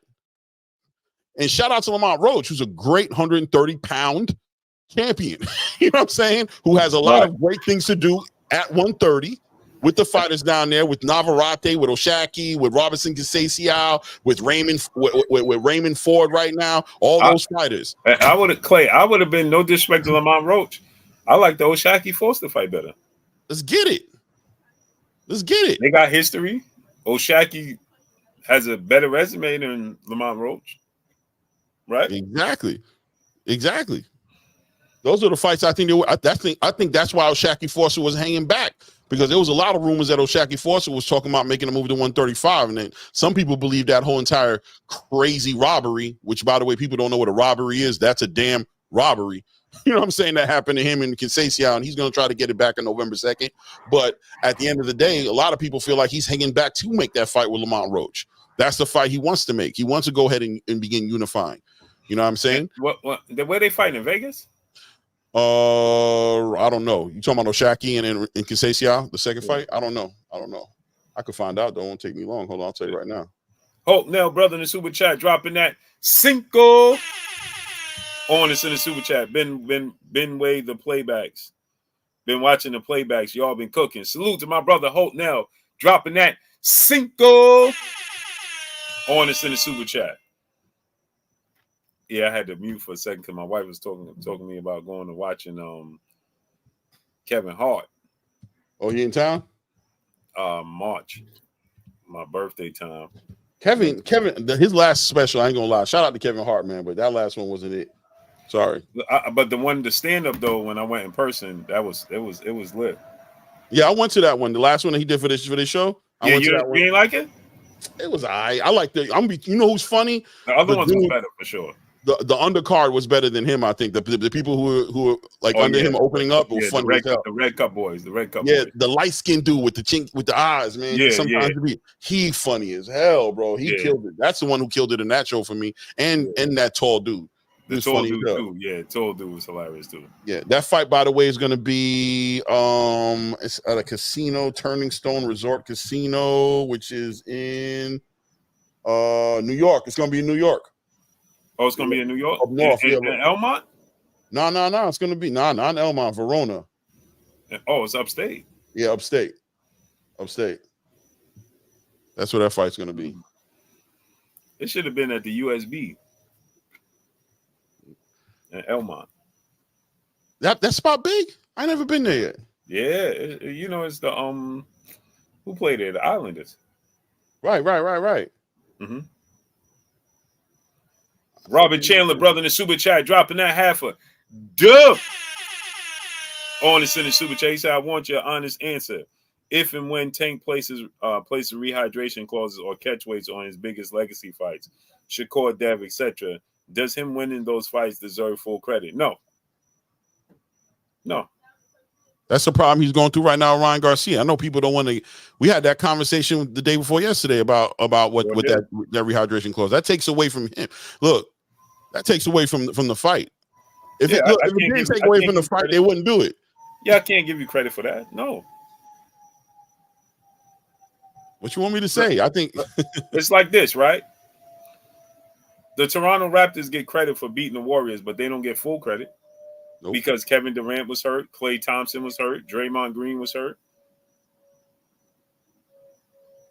Yeah, their name is the Warriors, but they ain't have. Yeah, they did have Steph, but they wasn't full. You know what I'm saying? So no, I can't give you full credit for that. Right. If you can walk away from that fight and say, if they weren't dehydrated, if they didn't have the clause, it'd be a different fight. If you can say that, then you have to understand that fight can't get the credit. And or I'll give you one better. If they were to come in without a rehydration, no, it's the same damn thing I was about to say. It's like spelling it. It's like spelling evil. You know what I mean? It's the same thing, right? If the weight isn't an issue, then it shouldn't be a rehydration clause. If the weight is going to be an issue, then that means the fight is going to be different if there isn't a rehydration clause, which means how much credit can you give to somebody who fought somebody who's not fighting them the way they would have fought if they were in the way that they normally walk around. Right. You got to take the good with the bad, the bitter with the sweet. You know what I'm saying? You can't separate it. It comes together. I know you guys would love to separate it, but that's not the way it works, right? Yeah, that's like saying, does this meal taste the same if we didn't put as much garlic in it? No, it's going to taste like it got less garlic in it. It ain't going to taste the same. Right. And that's my thing. Like, you can't say, like, if there's a asterisk by it, there's an asterisk by it. Period. There's asterisk by it. You know what I'm saying? If you say, hey, if he was fully hydrated, well, then you know what it is. Let's be real. Let's be honest. Let's be honest, man. That in itself tells you everything you need to know. 100%. I got a question for you guys. Does Dela Santos stop Lamont Roach? I don't know if y'all want to put in the chat. What y'all got? Lamont Roach or Dela Santos? Who wins that fight? Salute Devon Joseph. Salute Dev. What's good, family? Yeah, you guys want to answer it? Okay, it's all good. That's what I'm there we saying, go. bro. Rudy Sosa said Edwin. Oh, Cassie. Okay, you feel like Roach would beat Dela Santos? Okay. Santos by TKO. I don't. Santos wins, period. Shout out to Isaiah Inman, keeping it 100. Pugilist says Santos. Santos wins that fight. Yay Hanju says Edwin. Yeah, bro. Dela Santos by KO. Stacy MC. Yeah, it is what it is, right? So I'm just saying, at the end of the day, don't sit here and sell me no damn wolf tickets about no damn Lamont Roach and Tank Davis being this great fight, bro. Stop it. Don't do it. You don't got to throw away all your credibility just to defend your boy. It's all good. I've accepted the fact, and shout out to L-Dub, you know what I mean, who put it in perspective, even in better perspective. L-Dub put it in great perspective. It takes time to put these fights together. You know what I mean? The negotiation process is not as simple as we think it is, and this is the fight he has to take. This is the feeling. This is the keep busy fight. I'm cool with that. I'm all right with that. That's what it is. But don't sell me no damn great fight. Don't sell me no 130 champion. I'm not mad at the Lamont Roach fight. I'm just mad at the options. That's it. Yeah. That's it. And that's what people get misconstrued. I'm not mad at the Lamont Roach fight. I'm mad at the choice of options. You have other options. Right. It's like people trying to sell you and tell you, man, let this dude get a paycheck. Let him, man, stop. Negative. Stop it, man. If that's the case, they all deserve a paycheck. What are you talking about? 100%. All of them deserve a paycheck. Out here looking questionable. Loma knew what he was doing. Come back and come correct. There you go, Nick. You ain't lying about that one. He just let it be known. Thinking. That's an underrated skill set, bro. Being able to think is underrated, bro. That thing right there, being able to see the wood. How's it go again? To see the woods through the forest, through the trees. See the forest through the trees. That ability to do that and not just look at what's in front of you. That right there gives you a lot of leverage against people who not think. I remember they asked Dana White one time about the way the future was going in the town. He said, "Listen, if you have a brain in your head, he's like, as bad as it looks, this is the time to come up because people ain't never been as stupid as they've been today ever in the history of people. It's just saying that they've never been as gullible as they are today." As gullible as they are today. If you a thinking man, you can make wine out of water, bro. You can make it happen. You can sell snow to an Eskimo. You heard? Water to a whale. You can make it happen on this climate. That's a fact. The DMV is definitely winning. Yup, the DMV wins and nobody else is in this fight. No doubt. We have to stop hyping Santos up. I agree. Roach is nothing more than a stay busy fight, but Santos is not a top fighter like people trying to hype him up to be.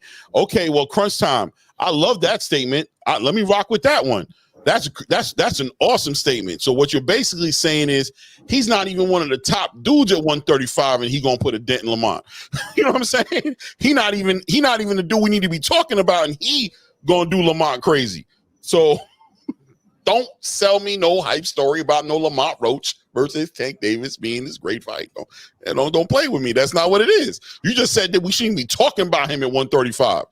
You just said we shouldn't be talking about this dude. You tired of the hype up game. You tired of it. You exhausted of the hype game around Dela Santos. But a whole bunch of people in this chat said, easy. Edwin knocked him out. I seen somebody saying round 5 about inside of 5 rounds.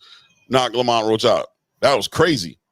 I don't know about inside of 5 rounds. I'm just saying what people are saying. I'm not saying. I'm just saying people are talking like that. I don't think so. Lamont Roach is a great fighter, but I'm just giving like the census of the people, how they talking about that to be so confident to speak that way about it, but at the same time trying to sell me on how this is a great fight between him and Tank. Let's put the link in the chat. For sure. If y'all want to come and speak your piece on it, on one of these topics, or the other brother said he wanted to debate me and he never came back. Yeah, he left that alone. He didn't want to do that. Yeah. He said, hold up, though. I got 200. I need something. I got something to do with this 200. Yeah, what did Cal Williams say? Did I eat today? Yeah, he said 200. 200 sound good. Did I hold on a second? Did I eat today? Loma was low hanging fruit. Yeah. Tank has 4 out of 5 fights left on his deal. Do you really think he's about to fight everyone that's hit list back to back, etc.? Nah, I agree with you, Robert Chandler. I agree with you. Salute Robert Chandler in the super chat, dropping that cinco on us in the super chat. He said Tank has 4 to 5 fights left on his deal. Do you realistically think he's going to? Do you realistically think he's about to fight everyone on his list, back to back to back, etc.? No, that's not the thing, right? So I understand what you're saying, right, Robert Chandler? Do we think he's gonna fight all those guys back to back to back to back? No, that's not realistic, right? But when you're running out of options or choices, your first option should be the guys on the list, right? Like, for instance, right? Frank Martin wasn't on the list,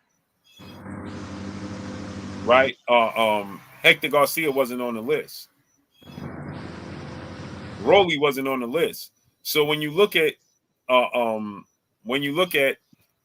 3 of his last 4 fights, he fought only one guy on his list, which was Ryan Garcia. So right now, you was trying to check off another guy on your list, which is Lomachenko, right? Now Lomachenko ducked him for whatever reason. Like Nick J said, he knew what he was doing. He put him in a position where he could benefit 1,000% strategically, right? Yeah, he ducked him like by the definition of the word. I don't think he's scared to fight Tank. I just think he's playing business. He's doing business. He's like, nah, right. I can get more. He's making a business decision, right? Right. So we understand that. So cool, right? But now Lomachenko drops out. Go to the next best person on your list. Don't go away from the list.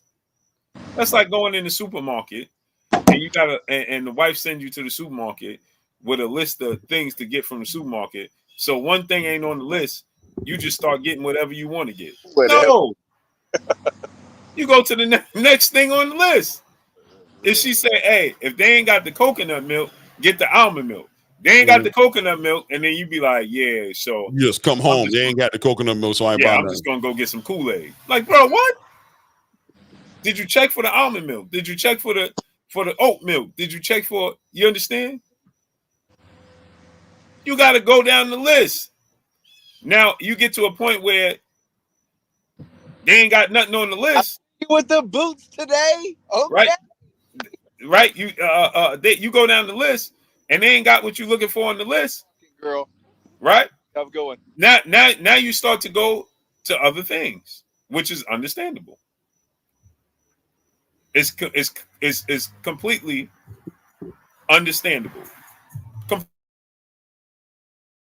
So you got to check off the list before you can go away from the list. That don't make sense. You know what I'm saying? You quickly went away from the list when it's your list. You wrote the list.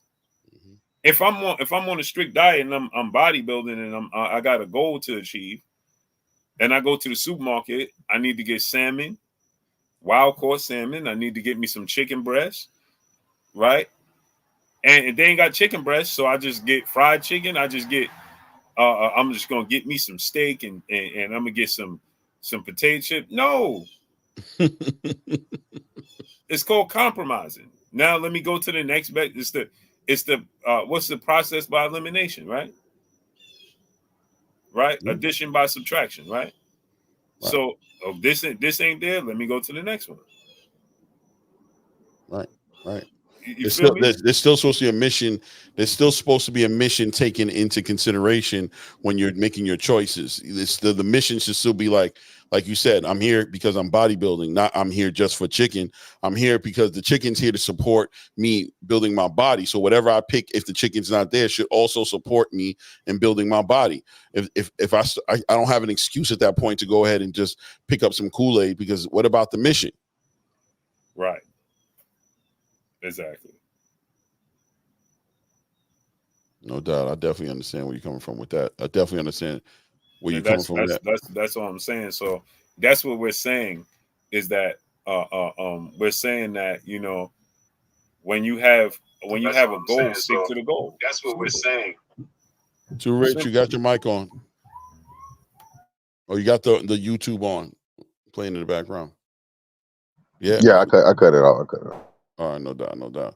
But we got some of the brothers up here. My brother AK Crowder in the building. Salute. What's the Yes, deal? sir. My brother Ray Davis is in the building. Salute. Peace, homies. What's going on? Same old. My brother Dev Joseph is in the building. Blessings. How you guys doing? Salute. Too Rich, Mr. I Respect. I can't see the rest, but he in the building. Salute. What's goody? What's going on, fellas? Man, slow motion up there getting some breaks done. Yeah. Oh, okay. Getting that safety, the safety. Man, Hey, I done played hooky from work, you know what I'm saying? So, yeah. Make it do it. Make something out of it, right? Then I had to come out and spend some money and see how the Lord fix you. Yeah. Yeah. Won't he do it? Or won't he do it? Yeah. Yes, sir. Hey, I got to do my brace, man. Salute, AK Crowder. I like what you just said, man. Getting that maintenance done, right? Yes, Taking sir. it easy. Yes, sir. What's up, Ray? Salute. Good. So you said it's safety, right? So is that what we seeing with Tank Davis in this conversation? We seeing a safety move? That was a great transition.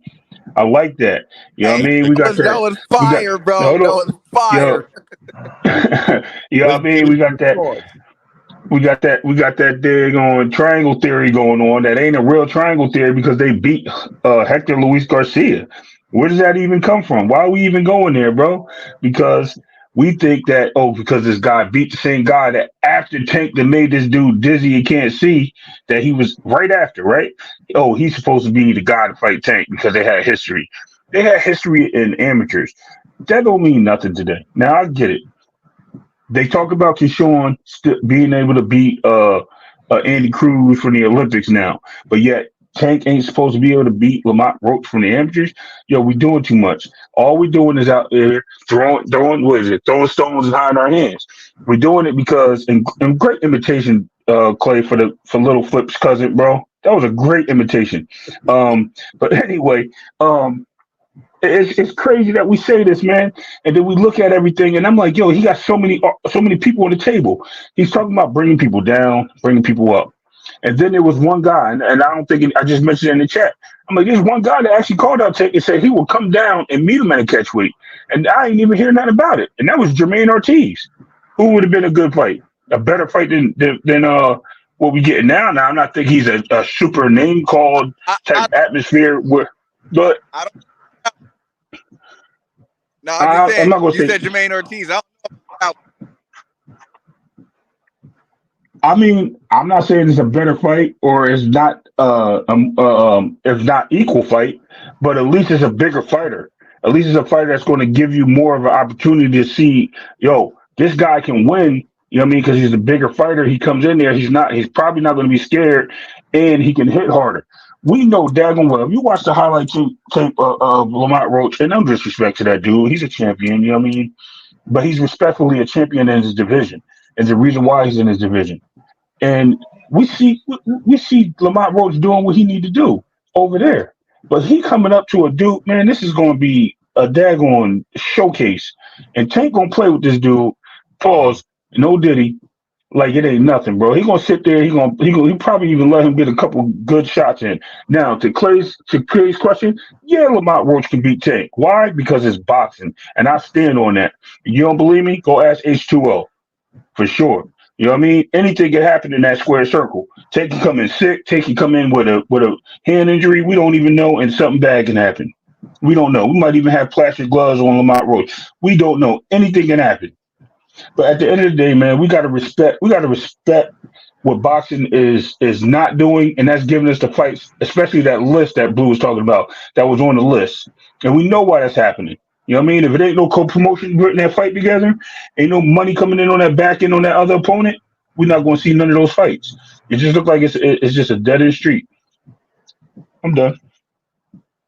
Salute to my brother Ray Davis with the breakdown, bro. And talking about it all, bro. For sure, man. For sure. That's a fact. And definitely Lamont on any given Sunday, it's boxing, bro. It's boxing, bro. Stuff happens. But how about this? Can I set up if Lamont Roach was to beat Tank Davis? What are we gonna say the next day after that fight? Because you know what I'm saying? Because at the end of the day, that's a I don't want to say cherry pick gone wrong, but I think listen, he ain't supposed to beat Tank, is he? We gonna Nope. line I'm calling Buster Douglas. It's gonna be a huge upset. It's gonna be big because, like, wow, like somebody that didn't see it coming, that would be a huge upset in boxing. So now he just beat a big name who was very hyped. So that's what it would be look like. Now I'll be like, whoa. Bob Roach is Bob Roach improve himself. You know what I'm saying? Is he getting better? Bob, you know, take who he say he is. That could be the case. No doubt. Well, if you could put the volume down behind you, but we hear everything you're saying though for sure, man. No, yeah, it'd be a big upset, and it would also be a big lapse of judgment. It would look from the people who run Tank Davis's career to put him in a situation like that for him to take that loss. He ain't supposed to lose against Tank. You know what I mean? Tank ain't supposed to lose against this guy. And that's significant because at the end of the day, losing is not a big deal in boxing, right? Losing is okay. People lose, but you want to lose against the best. When Edgar Berlanga lost against Canelo Alvarez, that loss is a way different loss than if Tank loses against Lamont Roach. You know what I'm saying? When Errol lost against Terrence Crawford, that loss was an honorable loss. Like it was like, yo, that's Terrence Crawford. He's not hurt like that. You know what I mean? Like we understand when the challenge comes up there, we expect things like this can happen. It's a 50-50 situation. Anthony Joshua losing, as bad as anybody wants to say him getting stopped was horrible, it'd have been way worse. It was a way worse stoppage, in my opinion, when he lost against Andy Ruiz, because he wasn't supposed to lose against Andy Ruiz. Losing against Daniel Dubois was what's supposed to happen. So, you know, Tank goes into this fight, which I'm 95% sure he's going to win this fight. But God forbid, when you're taking these kind of fights, when you're in this part of your career where legacy is what you're focused on, you're trying to fight the biggest fights and you're not, and you jump in the ring with a Lamont Roach, God forbid that fight don't go the way it's supposed to go. What is it going to say? What is it going to say? You know, that's my thoughts on it. Yeah. No, that's dope. Hey, well, let me ask you a question. You know, from my point of view, who is the biggest name let me say this. Who is the best fighter on Tank's resume that he faced? The best fighter? In my opinion, I still say Leo Santa Cruz. Yeah, it would feel like Leo, but I don't feel like Mario Barrios was the biggest challenge though. That was the biggest like in my opinion, I don't know, like him or Pedraza. And I hear. Okay, and like too Rick. Sorry. True. Go ahead, Jay. I can't. Go ahead. My bad. Hey, well, look. Okay, so you got Leo Santa Cruz, who was I think a 130-pound champion, right? I think he was a 126. I thought it was 126, and he came to 130. Okay, so 126 went 130. Okay, then you got Mario Barrios, who had a Reggie belt at 140. So what I'm saying is that's Tank's ceiling. That's his ceiling. It's nothing that he's done that we should expect or we should be surprised that he's not doing more. He showed us his ceiling, so that makes Lamont Roach fit neatly right into his resume. He hasn't shown a pattern of, hey, I go step on these champions. It's been 6 years, man. 6 years at 135, and not one champion has been challenged. But the fans, we are expecting him to do something he's never shown us. So let me give you an example. Okay, whoever we think Terrence Crawford next fight will be, we will probably say it's going to be a champion or he's going to move up in weight. We're going to say that because he's already established a pattern. We could kind of expect him to do what he's been doing. Well, oh man, Tank has been. Hey, I got him. talking that good stuff. Yeah, that was some good talks though. I know where he was going with it. Yeah, yeah. Um, and I get what he's saying, but what I'm also going to say is that is it Tank Davis is the question, right? Let's ask that question. Is Tank Davis the? I mean, I get it. He's fighting whoever they put in front of him, and it's been going all the way back since it was Floyd. Now he took control of his career. He's still doing the same thing. He's just a yes man when it comes to getting in the ring. Um, is it Tank or is it his team? Does Tank have to put his foot down? Because we haven't heard Tank say anything, right? All he's talking about right now is how Devin is at the Diddy party and this and that and those things. We're not hearing him say anything literally concrete about boxing and what he should be dealing with boxing. You know what I Mhm. mean, as far as it goes in the ring, we just hear him talking. He just little bit of clowning. So I think they're moving him a certain way, and they just can't get out of his own. They can't get out of Tank's way, and because of that, they can't get out their own way. So they're only hurting his career. Tank's only getting older, so an upset is bound to happen if he don't. That's why I think he put himself on the limit. He's ready to right off into the sunset before he becomes too old and it becomes an issue. Um, but they're not even honoring the man's list. The guy's done nothing but succeed for you. I remember talking to one of the brothers the other day, Clay, and he said, I think it was on our channel, and he was like, "Yo, that's your last star. If he goes, who do they got left?" And that made a lot of sense. That actually opened up a lot of triggers in my brain. What I was thinking, like, dang, this dude made a good point. Already protected him from himself. Are they protecting him from losing wealth? Like, what are they protecting him from? Is it from them or is it from himself? Like, which one is it? So I kind of think that we have to look at all the objectivity that's going on in his team and the people that represent him. I don't so much want to put the blame on Tank because I haven't heard him say any of these things. I only hear people on the outside that's in his camp. So I do respect that man for that.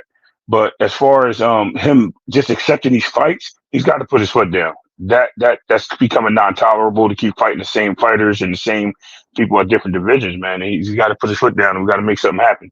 Hey, I like what you just said. What you just said is real, because now you open my mind up by saying that line too. Is it PBC? They don't have anybody left after Tank. They have no. I mean, Errol was their bread and butter for the longest time, and then it was Tank came into the picture. You had Floyd Mayweather, but I mean, who's there? I mean, I, nope. I think it's like I've said before, right? And I just try to be as practical with my thinking and fair as I could be, right? I don't think they're necessarily protecting Tank. I don't think that's what it is. I do believe that they're protecting their bottom line, their money in, money out. I do believe their profit, their ability to make a lot of money is really been narrowed down to Tank and Canelo, right? Like you can put these other pay-per-view events together, but in order to get those cards to do what Tank is going to do or Canelo's going to do, you got to stack the card up, which means you got to pay a lot of fighters a lot of money to make these cards worthy of like getting some decent pay-per-view numbers. And it just seems like the PBC is adverse to giving free fights out, free cards out, right? Just to build up fights. They seem very hyper focused on making as much money as they can, and it seems like the pay-per-view model gives them the best opportunity to do that. So as far as do you think they look at it, because somebody did say David Benavidez, my fault. David is there now. I'm sorry, Clay, but I wanted to ask you something, because you're saying that by them stacking the cards and by them marrying Tank and David Benavidez, does it look like the pay-per-view model has run its course, and PBC is trying to get as much out of it while it lasts, while it remains? Yeah, I definitely think that's being taken into thought right now. I think that might be a wall that they're hitting, right? That they're like, damn, we know, but we're trying to get it as much as we can. But I think streaming and everything like that is playing its role. And now, customers don't have to pay to see these fights. You know what I'm saying? They'll pay. Customers are paying now out of straight support now, more than necessity, right? More than having to do it, they're choosing to do it out of the love. So if they're not loving the card, they might not support, right? Even there's some people who will still love the card and still won't support because free is free, especially in the economy that we're in right now. I think David Benavidez happens to be a fighter that they also understand they need to put that marketing behind him. They need to get him ready and get him where he's going to be because according to Tank, this is his last go around. These next couple of fights, 4 or 5 fights, whatever he has, he's going to move on to the next chapter. We don't know the day we're going to hear that Canelo's moving on. And not only do we not know the day that he's going to retire, but Canelo will get up and go. Literally, will quite frankly get up and go to the zone. He'll go to Turkey. He'll go somewhere where they're offering the money. He's not guaranteed and promised to be there for a long period of time. So they definitely fighting against that, the inevitable reality that the pay-per-view model isn't going to be able to hold them up anymore, and they're going to have to find another way to do these fights, and they have an obligation to keep these fighters underneath their roster active. They got to start doing that. But even when you mention Canelo, let's be honest, Canelo's calling out the cat who beat him at 168 or 175, excuse me. Bivol. He's calling Bivol out again. I think Canelo's done too. I think Canelo got 2-3 fights left at best, and he's gonna go off into the sunset. That's why he's looking for the money. That's why he keeps pushing that pay me 150, 175, 200 million is because he's ready to ride off in the sunset. So I don't even think Canelo, the face of boxing, is going to be around past 2-3 more fights. In all actuality. So DJ, I'm glad you said that, right? So let's check this out for a second. So you just said Canelo wants that money for the sunset, right? So he can ride off into the sunset. But when we look at Canelo's career, right, and I respect Canelo's what he's doing. A lot of people don't, you know what I mean? They think he should take the fights that, you know, we want him to see, but we're fans. We always want to see the best fight the best. Sometimes you get to that point where fighters take on what they feel they have to do to keep it moving. But yeah, Canelo does what he obviously does want that big payday himself. You know what I mean? He want payday. We all know that. So I think at some point we're going to actually see Canelo not having to pass the torch or whatever the case may be. I think we see Canelo moving in the direction of him quietly moving out because Canelo seems to be he's already a legend in the sport. You know what I mean? And him moving out the division, he might even make a challenge for a WBO statement up at 175 to get in the way of Benavidez to close out his career to give the fans what they want, right? Get in the way, make that happen, and then he can move into the direction that everybody wants and wants to see him happen. He passes the torch to this young man, and then he steps off like a champion should. But patience comes with everything. Him being go ahead, brother. He would make a hell of a promoter. I could already. Yeah, he would. He probably has plans on doing it, and he's definitely made the relationships throughout his career. He's made the relationships because Canelo does good business. People get a lot of money messing with Canelo. I think right now they might be losing a little money sometimes, but you know he gives a company their best opportunity. You know what I'm saying to make a lot of money. I think he's definitely, and I think Mexico, as much as Mexicans may want to be against him sometime for not fighting the fights they want to fight, there's way more support there than there is disagreement with the way he's carrying it. And what I wanted to touch base, the reason why I was going so long-winded on that little conversation, you guys, is I was trying to get to the point that we don't even realize that the PBC has set the bar so high for Canelo to get paid that Canelo's not reaping those benefits from the PBC because they won't pay him the money to fight Benavidez like he was calling for. Where's their pockets at? Why is he not asking the PBC to put up that money and that bread to fight Benavidez? Why? Because Canelo had to go find his own resources. MGM Grand has to give him $25 million. Some TV station down in Mexico has to pay him a certain amount of money and sponsor him for his fights. Like, we're not even looking at the behind the scenes part of all these fights happening. You know what I mean? So now we're looking at, okay, what does the PBC bring in? Whatever little contract they signed with Amazon, and some of that bread went to Canelo's paycheck. So we already see what's going on in that back end that he's getting. Bro, that guy's going to get his bread. He ain't worried about Benavidez. He'll fight him when he's ready. I would like to see the fight. I'm with all y'all with that. But you know what I mean, Canelo's a smart man. He made his moves, right? Well, the problem with boxing now is the brands are getting bigger than boxing itself.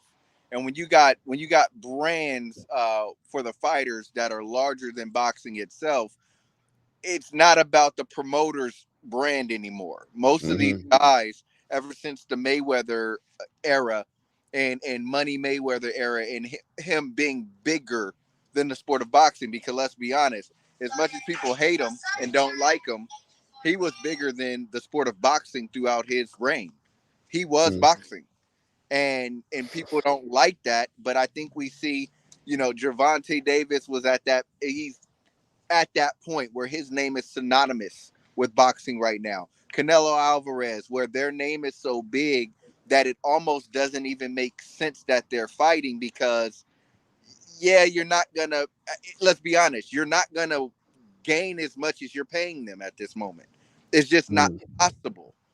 Even with sponsorships and endorsements and TV deals and streaming deals, you have to pay them and everybody else and put on the production and the marketing.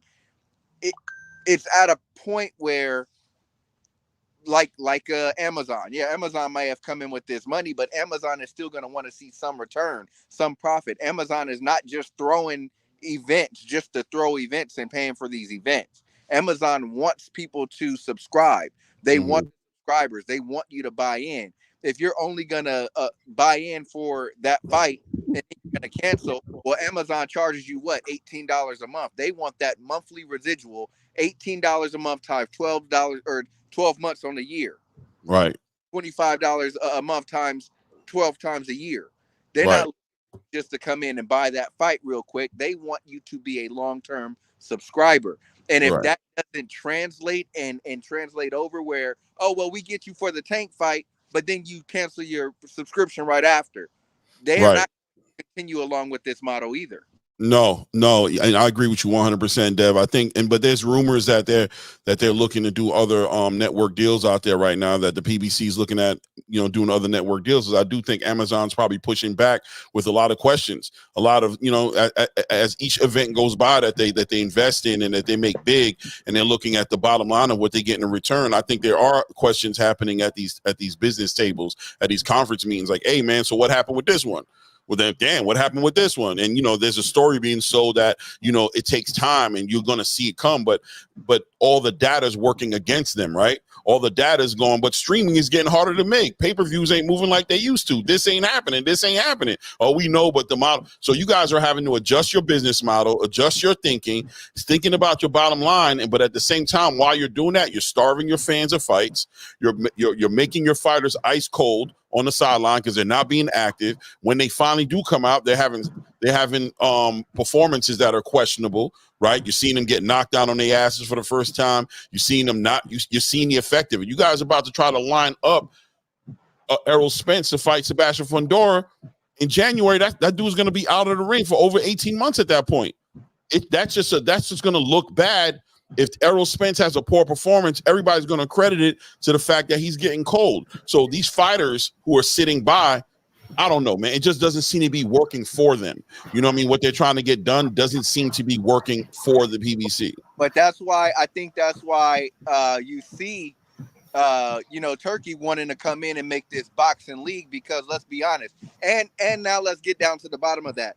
A lot of people don't really know what's going on. And let me assure you, if you go look at the tourism and what Saudi Arabia, the whole reason that Saudi Arabia and Turkey al-Sheikh and the Crown Prince of Saudi is getting involved in boxing and getting involved in entertainment, if you guys pay close attention to entertainment as a whole, they're bringing the NBA over to Dubai, Saudi Arabia now.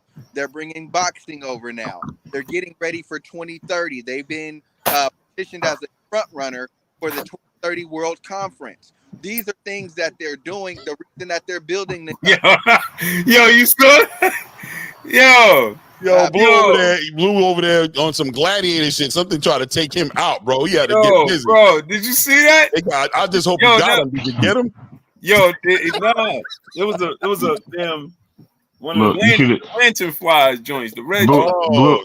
Yo, Blue. You should have just took that bite, bro, from your wife. Bro, that's what it is. I heard it looked like it almost went left. It looked like everything almost went over that. Yeah, I heard him before. You know what I'm saying?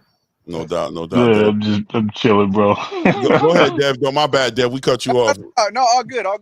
But the reason that they're doing that, the reason that he is good, and I mention this is because the reason he is good for boxing is because nobody else can afford to pay right now. Amazon, the way, and you've been saying it, Blue has been saying it, is the money there? How does Amazon have this structured? Well, let's hear. There are key points or key milestones that they have to hit. in order to get that money. Oh, we just gonna give Tank $250 million for whoever he could fight whoever. 6 fights. Yeah, right. We know it. Money doesn't work that way. Business doesn't work that way. The reason Turkey Al-Sheikh is good for business is because, number one, they're trying to build up their tourism in Saudi Arabia by 2030. That's why they're building Neom and all these different, multiple cities that they got going on. If you haven't done the research, go do the research. It's crazy. The issue's crazy. And if you love to travel, get there. You might say it's only desert, but it's wild there. It's a lot of fun. But that's why he is good for boxing, because he's willing to put up the money, and they're willing, as a country, willing to spend the money because they got it. They got buku oil money bucks, and it's not going anywhere. They got buku Bitcoin, and it's not going anywhere. So they can afford to spend it on a regular basis, and they're trying to get tourism there anyway. That's why you see the riot of season. That's why you see them wanting to bring more and more boxing there. The reason they're doing more things here is to appease the promoters, appease the fans. But I can guarantee you within the next 2 years, you're going to see more and more fights in Saudi Arabia. I believe it. Can I ask the panel something? We speak about Tank Davis putting his foot down, right, and kind of carrying taking his career in his own hand like Errol did against Terrence, right? What does that look like for Tank to demand these fights getting made at this point in time? If they were to listen to Tank, and if Tank were to somehow be like, listen, I'm not fighting nobody else but the fighters I want to fight, the budget that they're going to have to put behind this, can the PBC weather a Tank Davis putting his foot down storm? If he was to sit there and just begin to become difficult, right, begin to say that the only fights he's fighting is the fights he has on his list, like Earl did against Terrence, right? Because in all reality, he can, right? But how would that affect the PBC? Would that get the PBC out of here? Was that something they couldn't even weather? Have they already had that conversation to where Tank's like, look, just make the fight you can make, bro, as long as you're paying me at this point?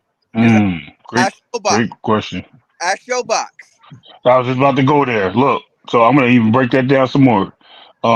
Because I like what you just said. Yes, ask Showtime. Because when that Earl fight happened, they already had the backing of Showtime, putting some money out towards that fight, and Earl had to put his own money up. Look what happened. I don't know how much PBC invested in the rest of that year, but I know Steven Espinoza put a lot of money in the rest of that year to get Showtime on the map and make sure that boxing season and whatever they had in residual closed that door to PBC being on Showtime. They put all the efforts and all the fighters on all these cards. We see nothing but great fights last year. Now we're into a whole new world of Amazon, and we're not seeing anything least capable. Maybe the Tank card was pretty good. Everything else has been kind of like mediocre on the undercards. I told you. I mean on the regular cards. I think the undercard of the Canelo fight was better than the main card put together on the Canelo fight. It's crazy that they can put great fighters that were supposed to be in free fights, their first free fight over in September, on another card in August, and then a fight in September, and then be like, yo, this is the best card you got in the world. Look at this. And it trash. The next week you had Riyadh season come out and put a card together, and a 93,000, 96,000, 90, it kept climbing as we're watching it. The numbers was astronomical, and we're watching how somebody can put a concert on and steal the event away from them. We're not seeing none of that. Times are changing. The fans want entertainment, and it doesn't have to always be in boxing. I mean, when you have it in Super Bowls, you have concerts. You have it in basketball, you have certain stars there. We're not going to see the stars coming into these events because based on a fighter being tied to the PBC. We're seeing stars go to the events based on the fighter themselves and having the connection and drawing out the crowds. So if they can't draw out the right people and they have to bring costs up to pay these fighters, they're not going to do nothing but lose. And when they're going to lose they're going to lose value and then channels and the promotion behind the scenes of Amazon or Netflix or DAZN or anything of that nature. Look what happened to Eddie Hearn. Matchroom almost cost DAZN a lot of money because that guy was fronting the money and his daddy had to bail that Matchroom out. That's a And fact. now look at and Eddie's now on par of doing the right thing. And look, disdain to Devin Haney. I like Devin Haney. You know what I mean? He's a good fighter. But, you know what I mean? Eddie Hearn had to put his foot down on certain things, and it is what it is. But at least the world knows what's going on over there. Riyadh has jumped in and said, look, we're going to work with you. We're going to work with them. We're going to work with them. We'll pay you promoters to let these fighters fight, and we'll pay the fighters. That has been good for business. I don't care what they talk about. And you forgot that Saudi is not only oil. They gold Yep. and diamonds. Hey, So let me they tell got you. money. I'm gonna invite you too, Ray. But Blue and Clay, this is coming from me personally. We're already in the process of doing a sports and music weekend Saudi, so you guys know you'll have tickets to that. Yeah, they got gold, diamonds, Bitcoin, USDT. If you into crypto, you know what that is. But they got it all, and they got buku bucks, buku. Crazy. Yeah, I think and the reason I brought that question up, guys, is because what's going to be interesting to see is people are looking forward to see these fights. My question is the PBC going to be able to facilitate these fights? Like, they're going to keep giving us these fights because at the end of the day, you can tell they're money conscious. I'll be honest with you, the boxing space in general is money conscious. The only person not money conscious is Riyadh in Turkey. Everybody else is thinking about their bottom lines. They're thinking about it. They're not trying to overspend. Everything is getting budgeted in. Every penny going out has to be signed for, right? It has to be, we need to know what this penny is going to, and we need to know what that penny is bringing back. The wall is a wall. Look, Tank has been, since the Ryan Garcia fight, Tank has been communicating via Twitter one way or the other on his discomfort with what he's seeing the company that's representing him go in, the direction that they're going in. He stated, if you don't see me back here next year on my next fight, you know why. He said that, right? Then he came and he said, yo, this event right here, marketed like shit. He didn't even show up to the grand arrivals, right? Then he said he has 6 fights he's coming out to put out. He didn't show up to the first event, right?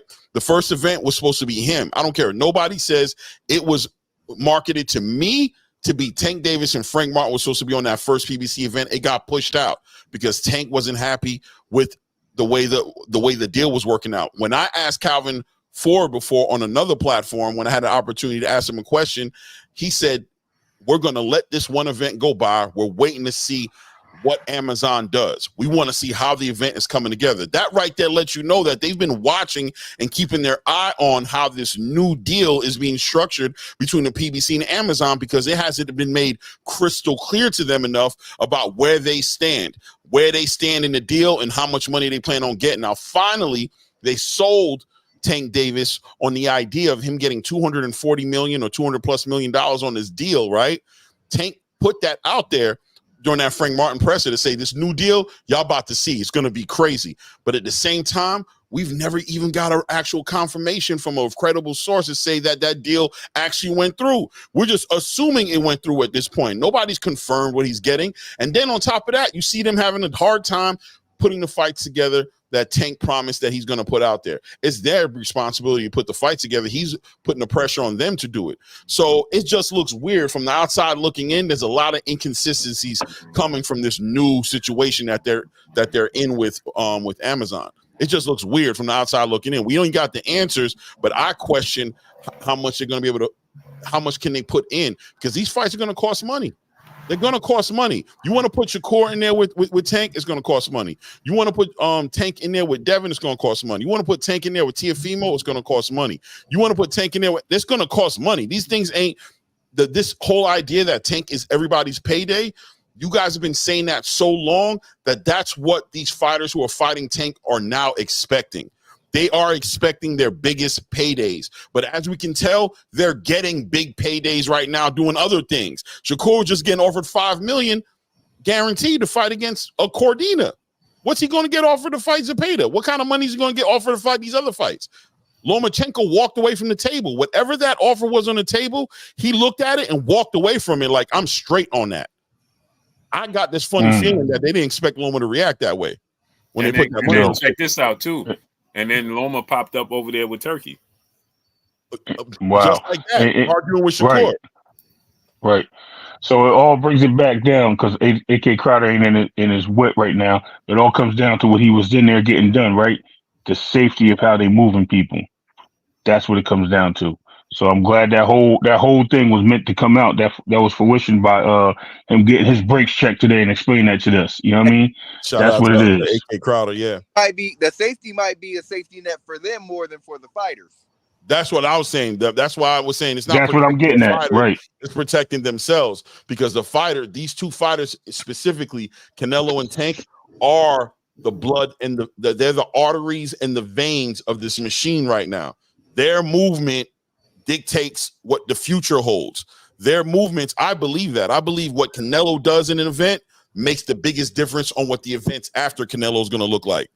After a Tank event, his event being successful has a lot to do with what the next event after Tank looks like. Because I believe they're taking profits, moving them over, investing them into other events, and what they're able to make makes a difference on what they're able to give. Hey, but And it wasn't like that when it was Showtime. Blue and Clay, I can guarantee you they do a lot more in the UK from now on, though. Oh yeah. Mhm. Oh yeah. And the UK supporting boxing. You guys can say whatever you want. The UK buying tickets. They're out there at them grand arrivals. That grand arrival in the UK, I heard, was insanity. I heard that whole week the city was making money. Bro, I heard that whole week. They actually buy the fights. They don't steal them. Right. And they buy tickets and they fill up the stadiums and they go to the free fight. And that's another thing that Riyadh is doing, right? They're giving you prelim fights on a Wednesday. You know what I'm saying? Before the fight, they're giving you prelim as part of the grand arrivals. They're giving you prelim fights, so they're making hotels get booked, cars are getting rented, flights are getting taken. People are coming out there on Monday because they know that whole week's going to be crazy until the fight happens on Saturday. You guys been to Vegas, right? You guys have seen Blue, Clay. You guys have seen Vegas for sure. Fight week. But now look at even look at the Terrence Bud Crawford fight that was here in LA. I'm in San Diego. LA an hour away from me. You went up to LA that entire week. You were like, damn, like I've been to boxing matches before. Like I've experienced Vegas before, but why they got it popping like this in LA where there's parties in the hills? Why they got dinners? Why they got this going on over here? Why we have Santa Monica Boulevard with cats pulling up in old school muscle like it was crazy out here. And you like, man, they making this an entire experience. This is no longer just about the fight. This is I get to rub elbows with all these different people and do all these different things during fight week. Riyadh season is really onto the whole experience of boxing. Yeah, even they're pushing it. Even what was it? The media workout, and then that turned into it was fights. It was actually fights. Exactly.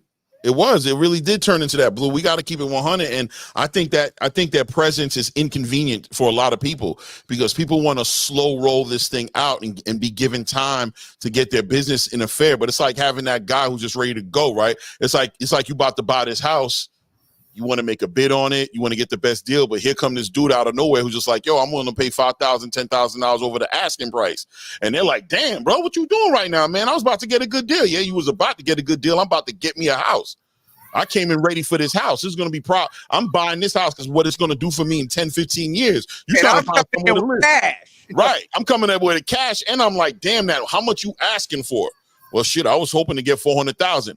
420,000. Let's get this done. Like my guy talked to your guy. Let's get it done. You walking back to your outdated car, about to go back on Zillow. You heard? And go see what else is out there because this one is done. This house right here is done and off the market. Hope you ain't had no plans for it because you didn't come in here ready to get busy. You're not ready to get busy. Turkey's ready to get busy. You know what I mean? He's talking to fight. That's why he did Tim Zoo that way. Like, yo, I'm not even trying to do no business with you, bro. You talking stupid to me, bro. I'm trying to put real money in your pocket. You think you got some kind of leverage. Go fight that free card, bro. Right. Yeah, and that's the thing. Like, it's and that's why people are made to, and peace bless to the Queen Maya Egypt. Salute Maya. And people are made to be robots. You know what I'm saying? Not made to use your common sense, just made to be robots. You know what I'm saying? For instance, right now, Rayo says, "Oh no, I have no conversation to fight Tank, other than them contacting me and saying, "Hey, you want to fight Tank at 135?" That's what he said. He said there was nothing else, no other dialogue. Like, really? Yeah. No money was And talked about. No dates were talked about. That's what he said. Exactly. right. And can we say this too? That man has a strap. He's a champion just like your champion. So he has every right to say no and yes to anything he wants and say, yo, I know you the A side, but yo, I have stipulations too. I'm a champ. I got a belt. But you know what I mean? Ray, It's listen crazy. to this. But listen to this though, Ray. You contacted El Rayo. Right. And the only conversation was had was, "Hey, are you available at 135?" And he said no. Okay. Of course. Let's say that was the case. There was no other dialogue. So what was you doing all this time then? Exactly. Because we heard about it, right? They was Right. pumping that Kool-Aid for that fight for 3 months. So what? Yeah. Why is that the only conversation? That hints to say that what did they talk about with Shakur? Oh, you ready to fight? Okay, we'll see you in March. Like, come on, man. It don't make no sense. So did you do the same thing? So now they're claiming they did the same thing with Rayo. Rayo's claiming that, oh, they just called me. They said, "Am I available?" Right? And he said that Knockout said when Shakur said that same BS, y'all believe him though. You got nobody on the other side of the conversation contesting anything that man has ever said, bro. Right. Furthermore, Robert Garcia has told you there was more dialogue. I was just say that Blue. Robert Garcia himself came out and said they had a whole conversation about Rayo just gave a quick little synopsis of what the gist of the whole entire communication was. It wasn't that in and out, you know what I mean? Right. So furthermore, that makes no sense. You thought you had one, KO, but you didn't. Because that makes zero sense because Robert Garcia said they had more dialogue than that. And everybody in the world knows that they had more dialogue than that. That's just El Rayo just not trying to ruffle any feathers. He don't want to cause any rips. He ain't trying to cause no problems. Denise House says, "How does that matter?" Blue says, "Dumb stuff." What did I say was dumb, Denise House? Now I could send you the link. And if you don't click the link, then I'm gonna block you. How about that? I'll send you the link now, Denise House. See, this is the thing. Don't throw stones and hide your hands. See, because then when I jump on you, then you be like, "Oh, I wasn't saying that. I wasn't saying that." So what did I say that you said? You said I like fanboys and I like people to agree. Okay, so come up here and disagree then. Yeah. I'm gonna give you the link. You got the link to come up here and disagree. So what did I say that you said was I say dumb stuff? So come up here and tell me what I said that was dumb. Now click the link. You got the link. Don't talk in the chat. Don't tell me you got a 9 to 5. I can't come on right now. I can't do this. I can't do that. You know, the dog ate my homework. You know, so on and so forth. Yeah. I think you know, there's consistencies there, you know what I'm saying, with the way Rayo felt it went down and the way Shakur said it went down. Everything else is, you know, that's all we can go is with the consistency, and the consistency is that the communication has been made. And I personally, I believe that Rayo's team's response was a response of what you got for me.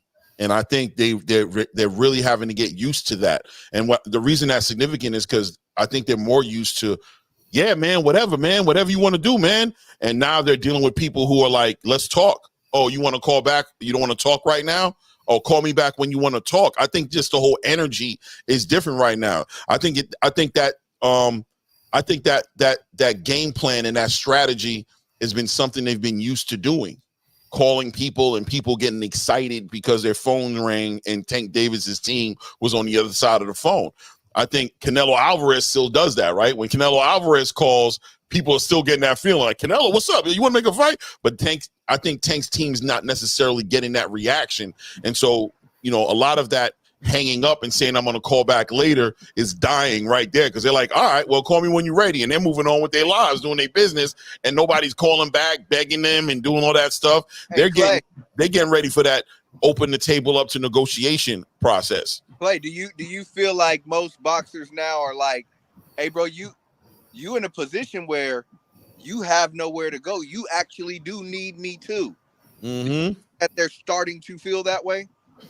100%, especially with the way this particular situation that we're in presently has unfolded. You know what I'm saying? That's giving even more, you know what I'm saying, precedent to what Loma did. Loma really did something significant with the way he approached this situation with Tank. What he did really has the whole game like, damn, bro. I think people who are looking at the negotiation with him right now are looking at it a little bit differently. I think people still want to make the fight happen. These fights will still happen, but I just believe that negotiations is going to be something that this team has to get used to. They have to get ready to start doing this. Yeah, because I think people are looking at now like, hey, yeah, you fighting you used to be the lick, but I could go talk to Turkey and get a lick too right now. Right. Yeah, I mean, I can just do what it's kind of like how Brian Norman Sr. reacted to it. I'm perfectly fine moving along with the plan I had before I ever even knew I had an opportunity to find with you. I have a game plan for my fighter that we've come up with that I was ready to do. So if you're not going to give us something significant, because I keep telling you guys, your thing is the payday. That's your thing. It's not the accolades. It's not the legacy. It's the payday. If the payday ain't what's the forefront of the conversation, then why would I move off of my square doing what I'm already doing to entertain fighting you? It's the payday. And not only that, here's the thing.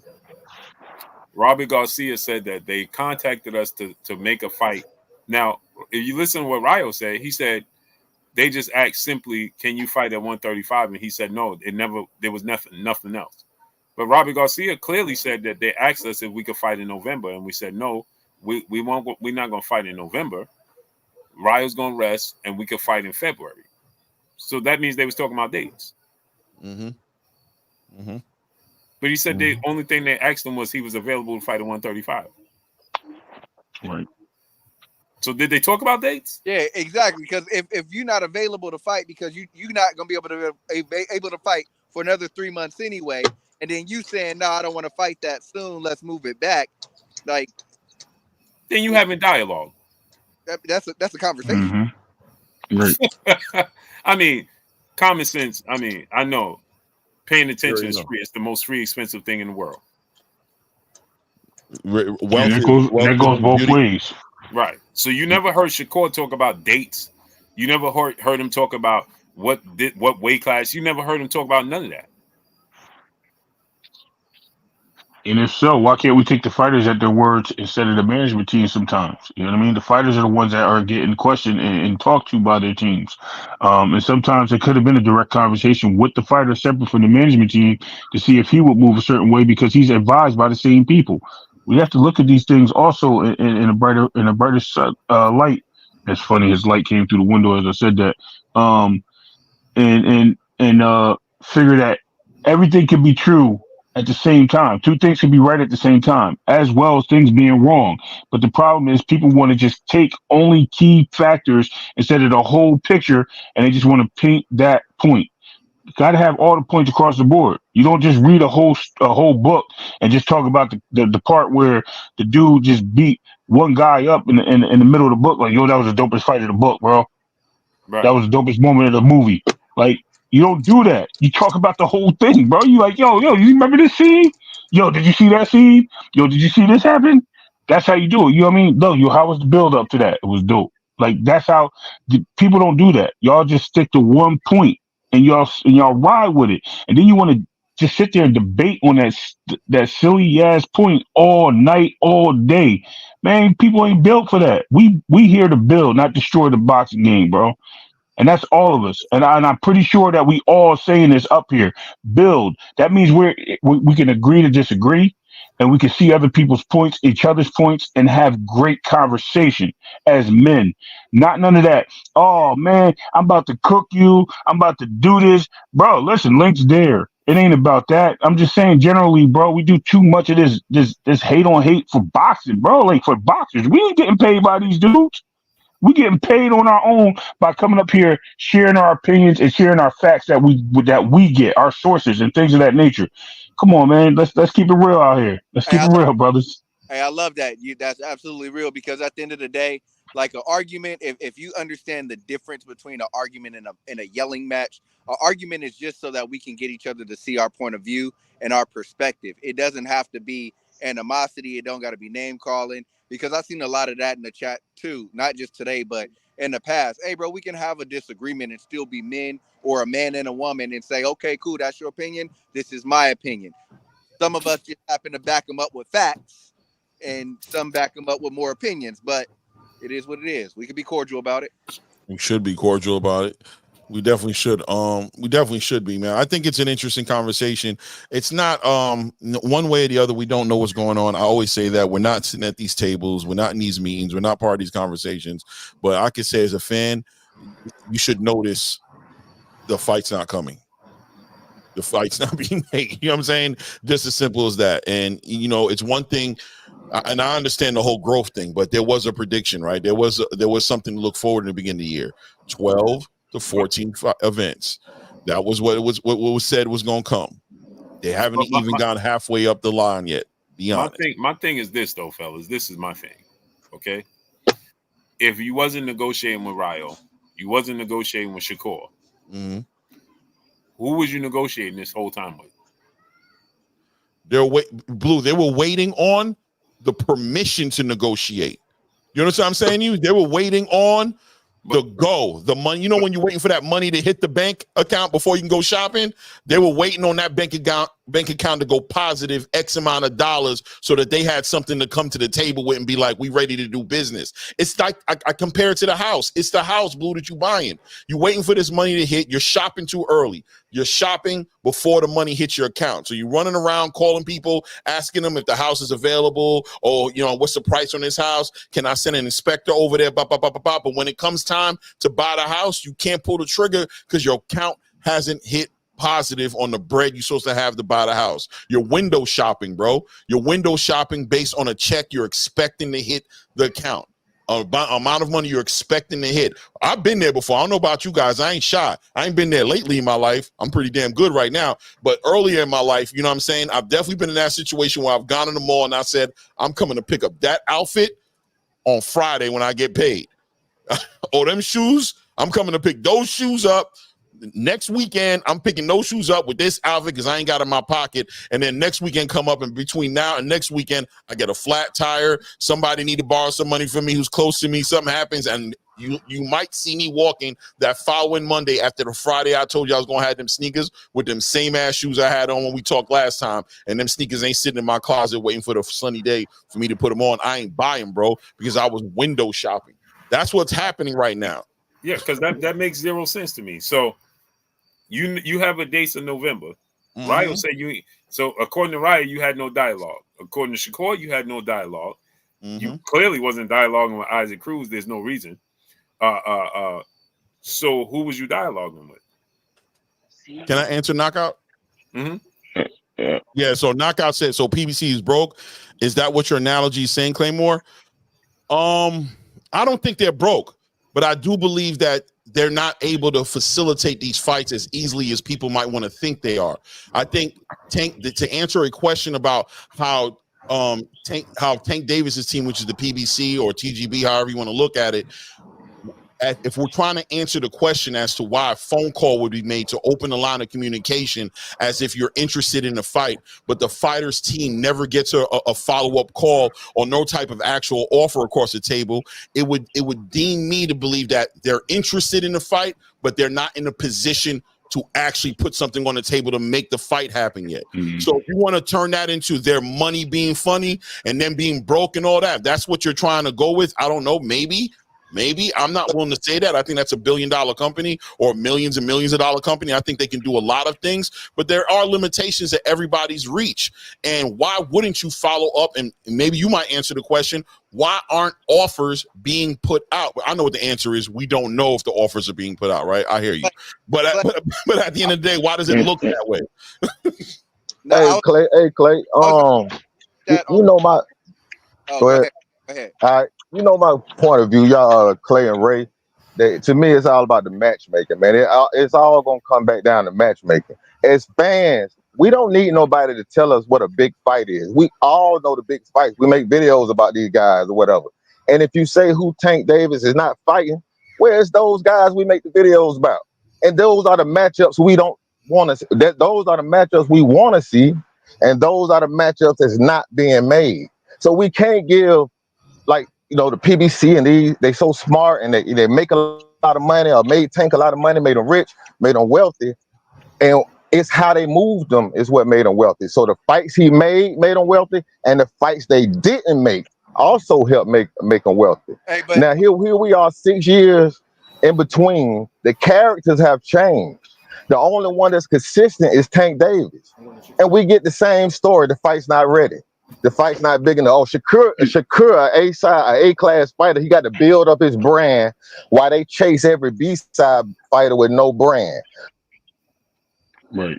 And I and 100% you, wholeheartedly agree. Go ahead, Dev. My bad. Real quick. Knockout boxing. oh, I hear you, right? They were able to outbid Golden Boy for those fights, right?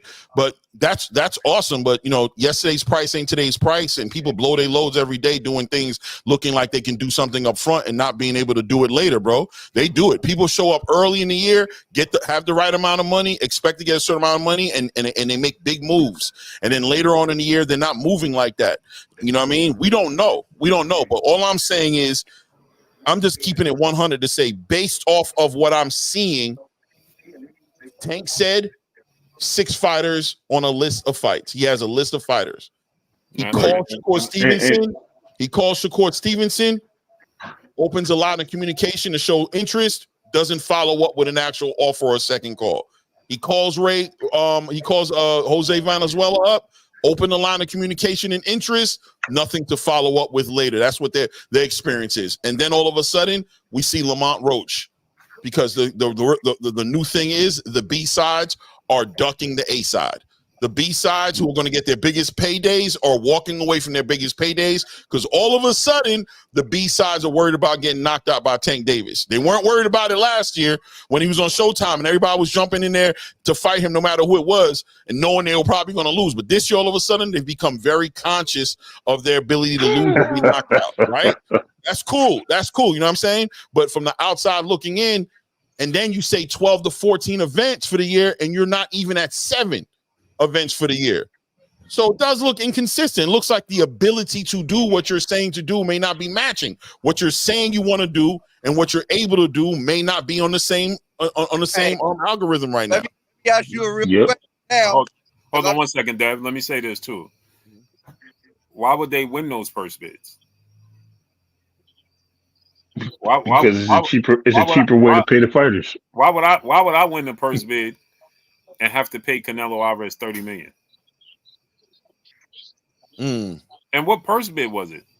Hey, Blue, Blue, this is right in line with what you about to say. Yeah. And they just said. Yeah, cause I'm just what there was a purse bid that I missed for Canelo versus Munguia and Canelo and Berlanga? Hell no. And this is why, look, Dev about to probably say the same thing I'm about to say. But go ahead, Dev. I want to hear you cook on that. Hey. So how did they outbid them? But there's something else here though, Blue, because I know you responding to dude in the chat that said, oh, they were able to win that. But here's the thing. Has anybody ever stopped to think maybe PBC just can't get the fights because somebody out there is outbidding them and paying other boxers, and PBC is not the big boy on the block anymore. Everybody used to want to run to PBC for the big payday because they were the side of the street that was paying their guys, getting their guys on the prime time and more. But now there's a bigger kid on the block, a bigger bully on the block who can afford to spend money and go take and pay all of the fighters and offer them something of substance and make the fights. And you say, Clay said, well, why do they only have 7 fights? Did it ever cross your mind? No, they don't even have 7. They don't have 7. They got 4 fights. Yeah, possibly. That PBC can't secure fights for any of their fighters because somebody else has been stacking their cards and paying these fighters what they want to get and what they're worth. Yeah, but my thing is this though. How do you outbid somebody if there's not a purse bid to bid on? Exactly. Hey, somebody let them have them fights because they wasn't interested in Canelo fighting Berlanga. And they didn't even let them have the fights because they still did a joint network. Right. That's where I was going. Thank you, Blue. Everything they've been doing has been co-promoted. So if they aren't broke, like Nick J said, salute to the Queen in the chat, then it's layaway. They're putting up half their business and let somebody else come in with either half or more to pay their fighters and pay for these fights. Tim Zoo is only fighting over there because No Limit is paying for Tim Zoo. PBC ain't paying Tim Zoo. They may give him a little bit chip or give No Limit something on the back end, but they ain't get no money from PBC, man. Come on. Let's keep it real. Canelo, like I said earlier, is getting paid from other sources. He's fighting for MGM. He's fighting for that Mexico TV radio station or whatever it is. You got Tank. Tank got money from the Amazon themselves. He didn't get money from the PBC. He got the contract with Amazon. Tom Brown is included into that, and they're structuring that deal. Come on, man. Let's Correct. not go there, bro. What I'm saying though, Amazon is paying the deal to Tank based on certain parameters, based on Right. being able to get certain fights, based on doing certain numbers, based on doing certain things. So I'm not necessarily saying PBC is paying these guys, but PBC cannot secure the fights for the Amazon platform because you got a bigger bully in the way that can pay these guys and do the things necessary to make them to hook them up with fights where PBC and Amazon are not going to pay them the same thing to fight the same type of fighters that they're fighting. And this KO, this don't make sense either, brother. You said Canelo a duck. That's why they got to go to cross promotional. He running from Benavidez, but that don't make sense because PBC is allowing him to run from Benavidez because Benavidez is their fighter first. Benavidez has been loyal to the PBC. Canelo has not. They are catering to Canelo Alvarez instead of catering to David Benavidez and forcing Canelo Alvarez to fight David Benavidez. But it goes back to what the brothers was just saying. They know that if they don't do it with Canelo Alvarez, somebody else will. That's true. Yeah, and can I add to that? Can I add to that just to say that because I feel where Knockout's coming from as far as when he says earlier, not that one. Early in the chat, he says it ain't that, bro. It's that Turkey overpaying those B-side fighters. Go look at all the people messing with Turkey. What they all got in common, they were drowning without Turkey, right? And why were they drowning without Turkey? Because it was a monopoly on the space, and people were pushing fighters that they wanted to push up to make them megastars, and that was done by design, right? Why is it done by design? It's done by design because if you make one guy the guy who has to get paid and you devalue everything around him, it becomes easy to put fights together because you could do what Canelo just did to Berlanga. You shoot me 32 million, but we're going to give Berlanga 500,000 guarantee. You know what I'm saying? It gives you that ability to do that. The guarantees are getting messed with. With Turkey in the game, there's checks and balances, and those fighters that you're saying were drowning without Turkey, they weren't drowning because they sucked. They weren't drowning because they weren't good fighters. They were drowning because they were frozen out of these opportunities because you either had to come to the PBC or you weren't going to get an opportunity to get the money. You weren't going to. And then PBC was running that pay-per-view model. But the pay-per-view model is getting shot in the ass because streaming is working against them. It's working against them. You have to be able to put on consistent fights. You have to keep your fighters busy. You can't just wait for pay-per-view events because look at the frozen section of the PBC roster right now. They have a real nice frozen section right now of fighters who are not fighting because you can't get money and you can't pay them the guarantees you need to pay them. You want to pay them based off of kill what they eat or eat what they kill, but they can't eat what they kill because you haven't developed them to be pay-per-view fighters. So you have to be able to put them and give them guarantees in order for them to fight, but you can't afford to give them the guarantees.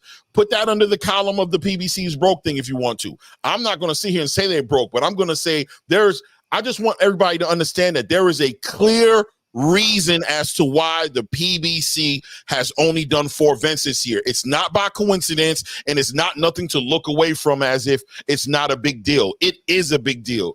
4 events on a year that you predicted to do 12 to 14 events on, and having all those fighters that are not fighting is not normal, and at a minimum ain't right for the fighters that are on that roster who deserve to be just as active as everybody else, so they can pay their bills, feed their kids. You're starving them, and then they coming into the ring and giving you poor performances when you finally put them on the platform. It's something to look at. It's not nothing to just keep looking away from and being like, y'all just jumping on the PBC. Y'all, nah, bro, it's an issue, bro. It's 4 events, bro, and 2 of those events, the same fighter. You're not even rotating fighters through the 4 events, bro.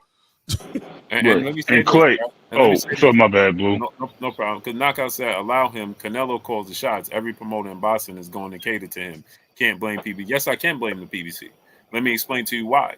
Because when Turkey Al-Sheikh decided that he wasn't going to kiss his feet, and Turkey Al-Sheikh said, well, you go about your business, everybody jumped on Turkey Al-Sheikh talking about, oh, Canelo don't need him. Canelo don't got to go over there. So on and so forth. When Turkey said, bro, no, you're going to do business the right way. I don't got to cater to you.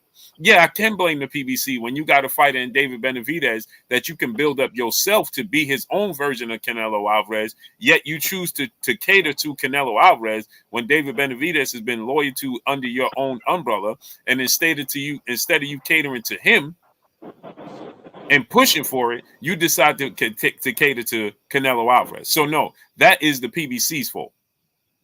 Because just like Turkey Al-Sheikh is saying, just like Turkey Al-Sheikh is saying, I'm not catering to you.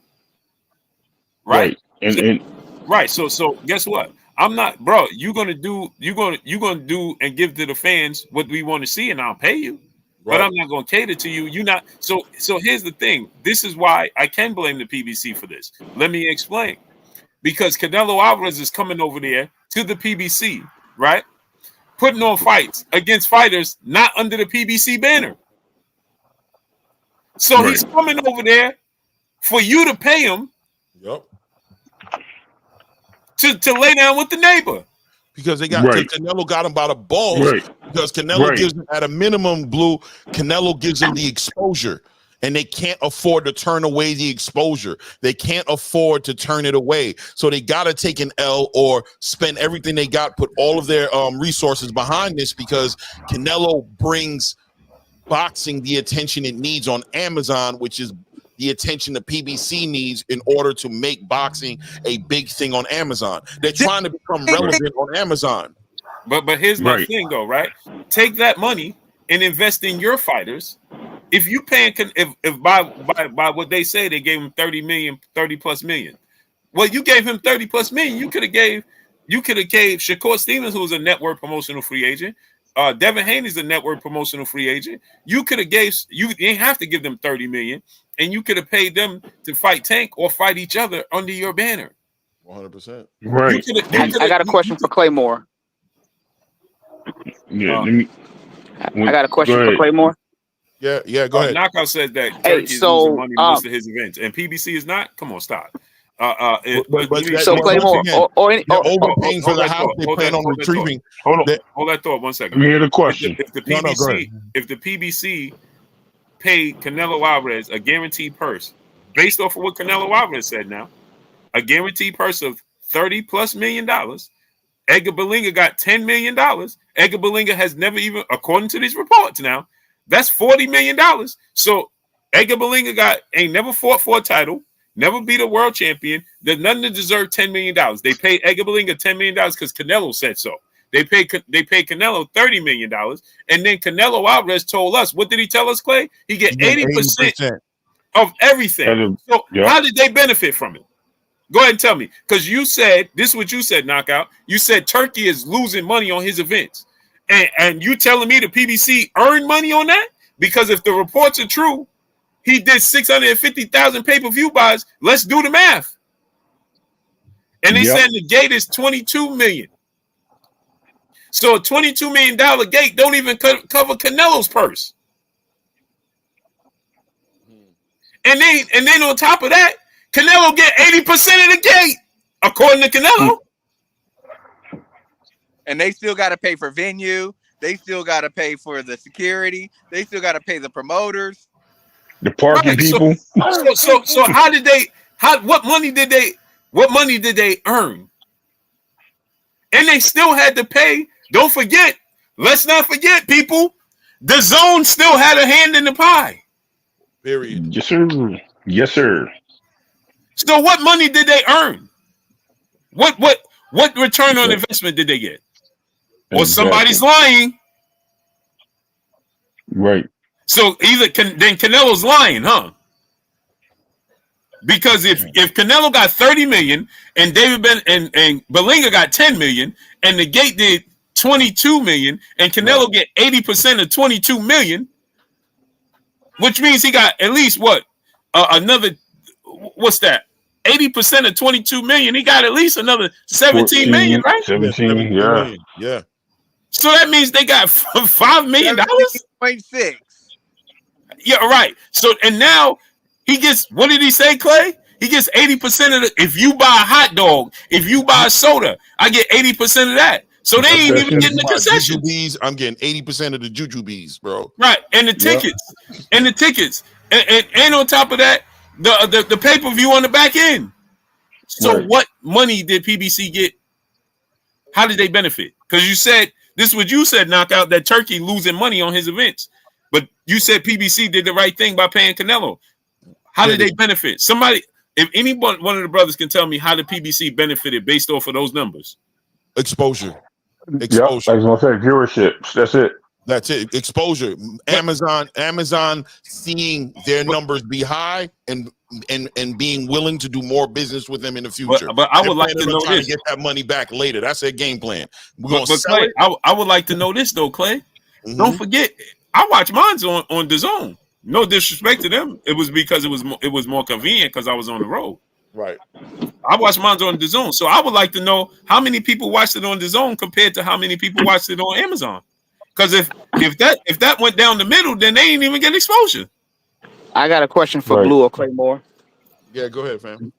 Question: What was the network deal that PBC had before the Amazon deal? The Showtime deal. Showtime. It was Showtime, right? It was Showtime, right? Yeah. And how does the Showtime deal differ from the Amazon deal? This is just for my education, because I think there's a difference. Well, from what I understand, Showtime was paying for the fights. I think that was the biggest difference. Showtime gave them a distribution and a budget yearly. Exactly. Okay. So based on that, if Amazon believed in PBC, then I think Amazon would have replicated what Showtime was doing. So the fact that I think Amazon is dealing with them just based on what? Just basically giving them a platform to be able to view put the fights on, right? Yeah, distribution. Yeah. So the way I see it is, I definitely think that there's the business model has changed, and because of that, they have to go with the cash cow, and the cash cow is Canelo, and they're leveraging Canelo's image and likeness to make the company honestly just thrive. Because I think without Canelo, it's too risky. I think we'll be seeing a different kind of company. But those that can see, we clearly see what's going on. Showtime was putting up the money. Showtime is no longer there. They had to get creative, and it's just another angle. Okay, cool. We're gonna use the guy that has that's the cash cow and likeness, and we're gonna leverage and create some kind of history or revenue that should kind of show like some kind of track record of saying, hey, look what we can do, and, in hopes to get a deal structured that'll be beneficial. That's my take on that stuff. Can I jump in on that? I don't know. Hold on one second. Knockout, I don't know if you can count. My God, but I don't know if you can count.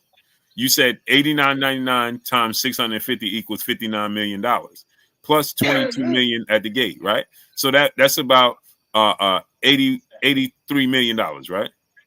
So 60, you say 60, $81 million, right? Mm-hmm. Canelo got a guaranteed purse of 30 plus million. And then Belinga got 10 million. That's 40 million. And then Canelo, so now that left you with 40 million. And Canelo said he gets 80% of that. Right. So please explain to us, Knockout, 80% of 40 million. Somebody please tell me those numbers.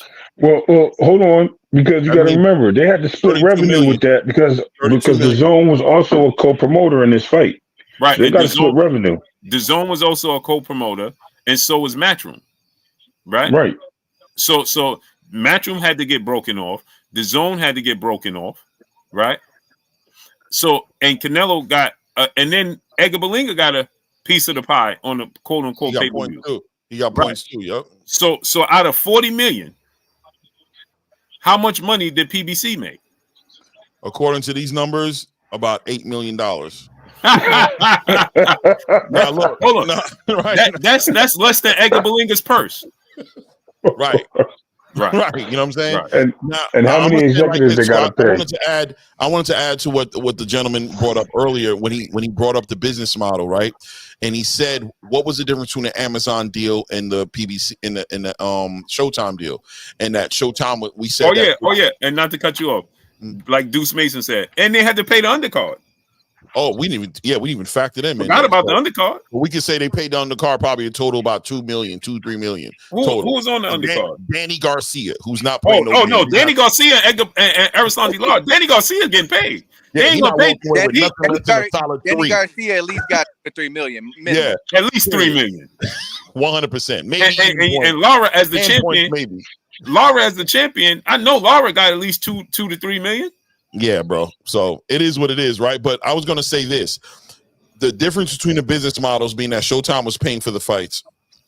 If Amazon is not paying for the fights, does that reflect the success that Showtime had as far as making money by paying for the fights? Was Showtime in the black making money with the way the business model was with the PBC? And did Amazon walk away from a profitable situation that Showtime was in and decide to change the business model? Or did they decide to see how the business model was and purposely protect themselves from the tragedy, catastrophe that happened with the PBC and Showtime before Showtime went out of business? If that makes any sense. Right? So Showtime, so Amazon's like, yeah, we see how not profitable you guys were with Showtime, how Showtime got screwed over, you know what I'm saying? Doing business with you guys that way. We're not going to fall into that same booth. You guys are going to operate the same way you've had your fighters operate. You're going to eat what you kill. Good luck. Let me ask you a question. Right. I forgot about this. Rolly was on that card.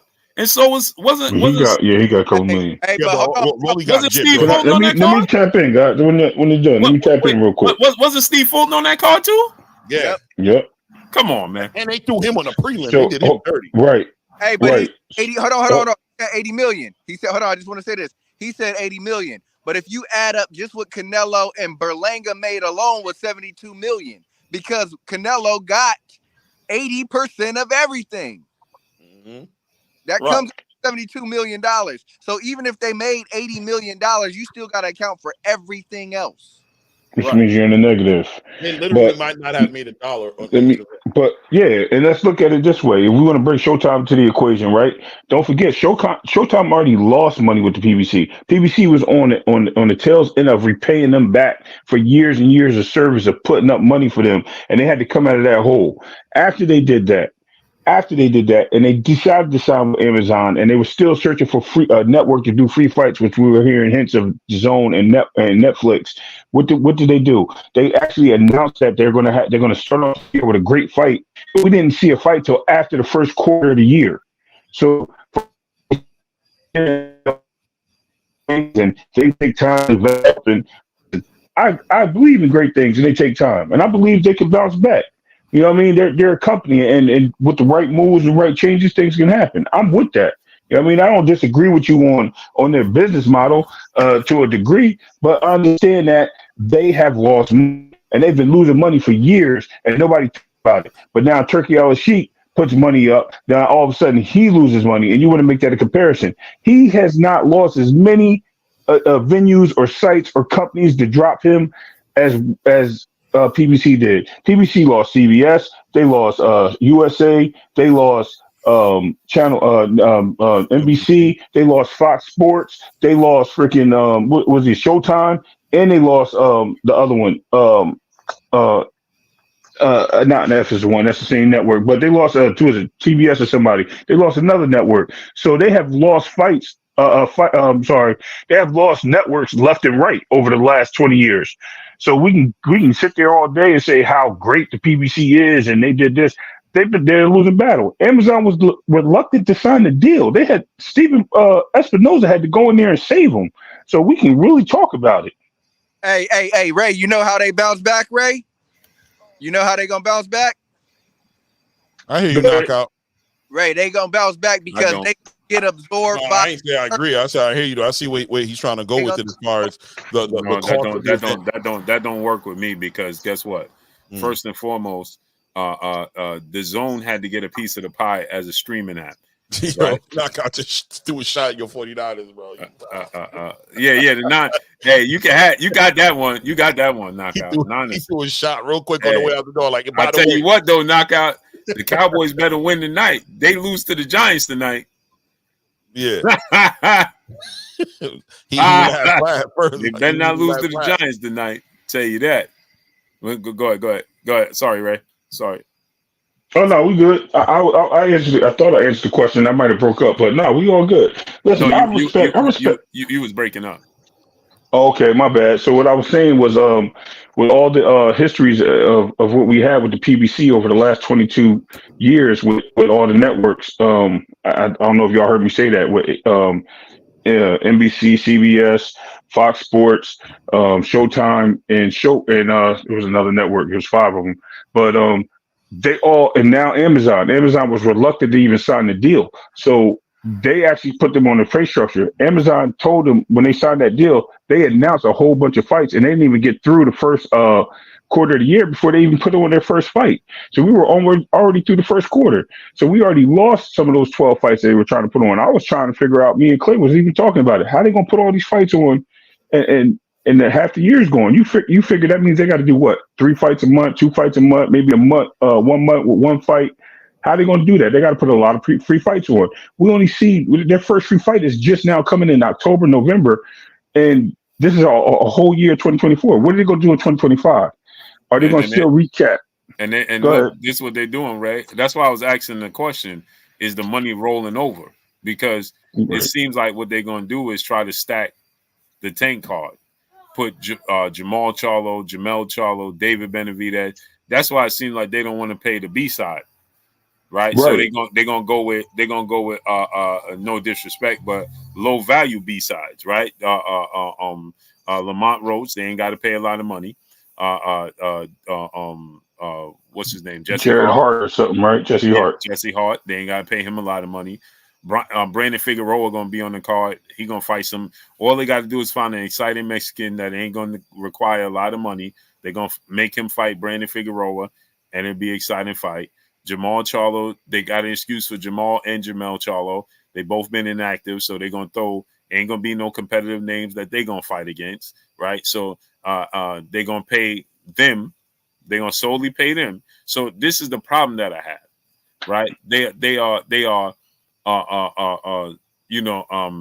squeezing milk out of a rock when it comes to the other fighters, but they go all in when it comes to Canelo. So now Tank got to fight. You know what I'm saying? I'm pretty sure they could have came up with the funds and necessary to make a Tank versus somebody else, but they don't want to. They want to stack the undercard.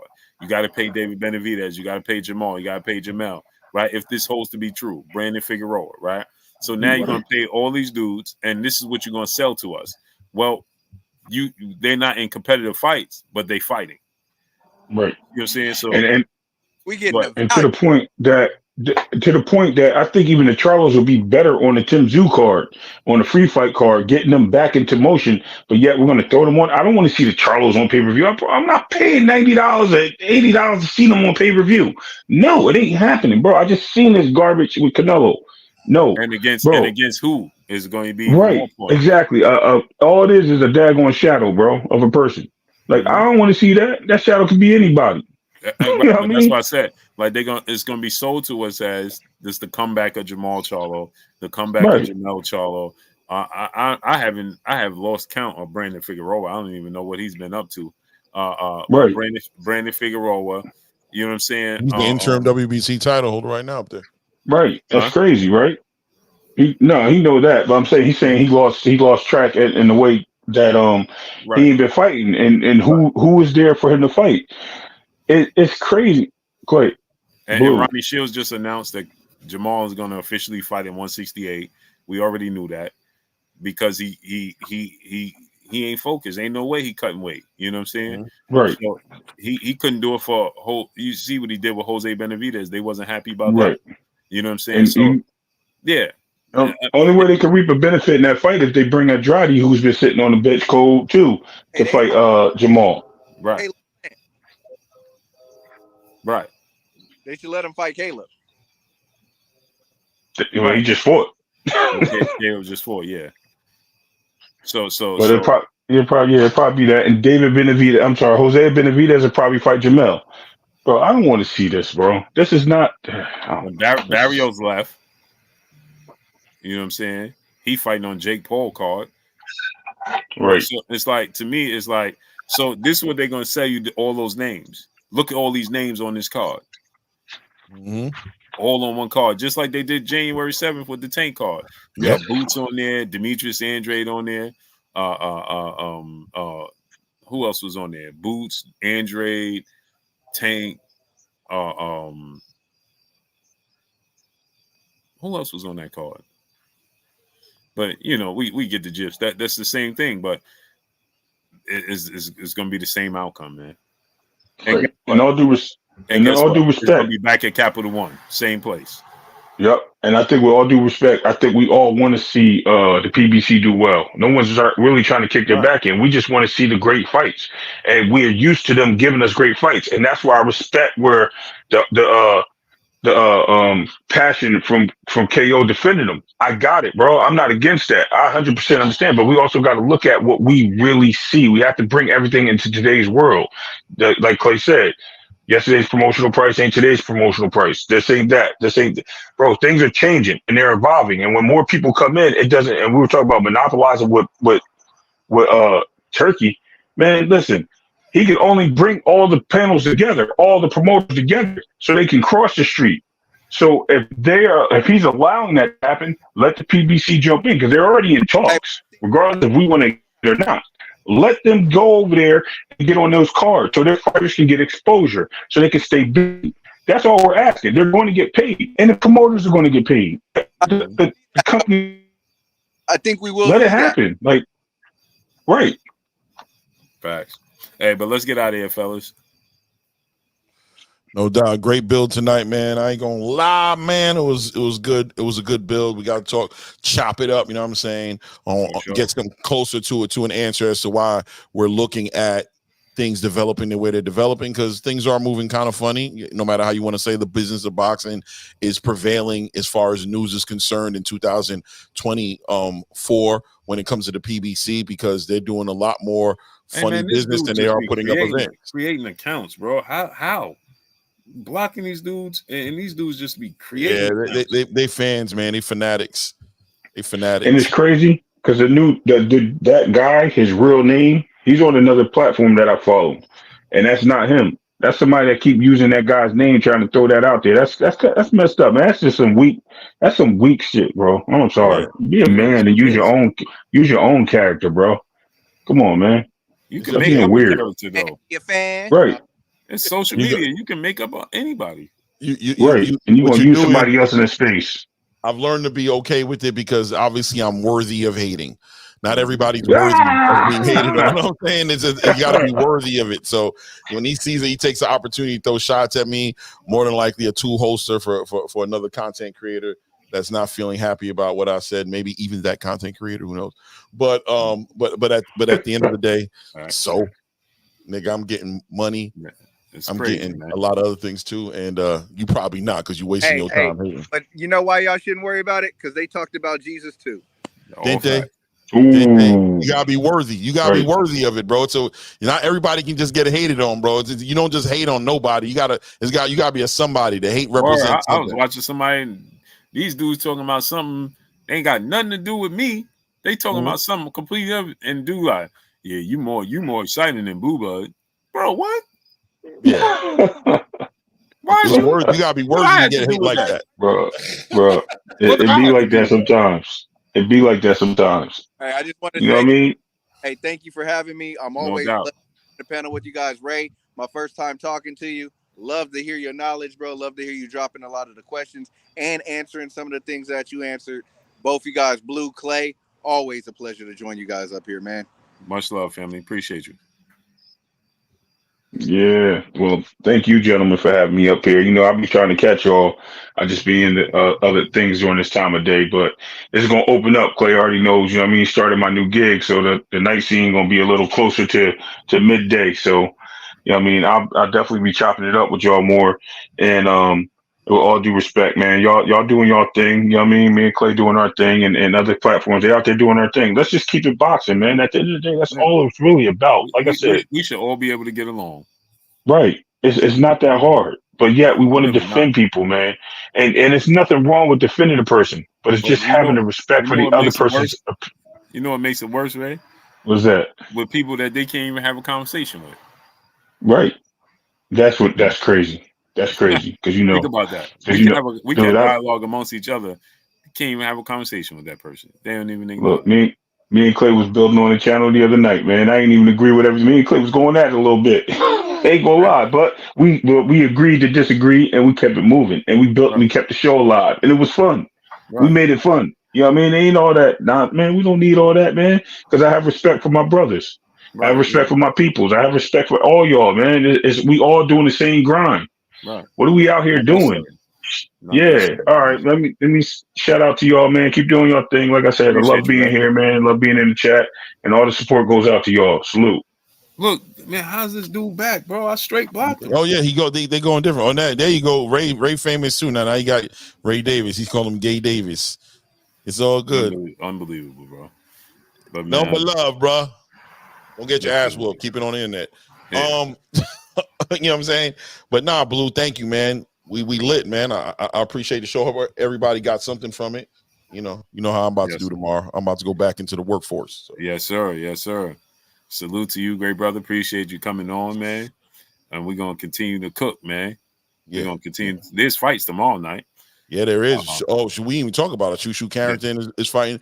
Yo, that was a whole nother conversation. Shushu about to be in the conversation to hopefully be in some title contention after this fight, and then hopefully get himself a title and getting ready for the coming of Monster Inoue next year, supposedly to America. I'm just calling it. I don't know if that's what he it's going to fought be. here twice already, though. Yeah, but he's coming. It's going to be like a comeback. You know what I mean? Like he ain't been here in a while. So next year they talking about having him. Bob Aaron's talking about having him here in Vegas. He showed up to Shushu Carrington's last fight. I don't know if you saw it and did that whole bow thing. Came, saw Shushu fight, came for his fight. When his fight was done, left.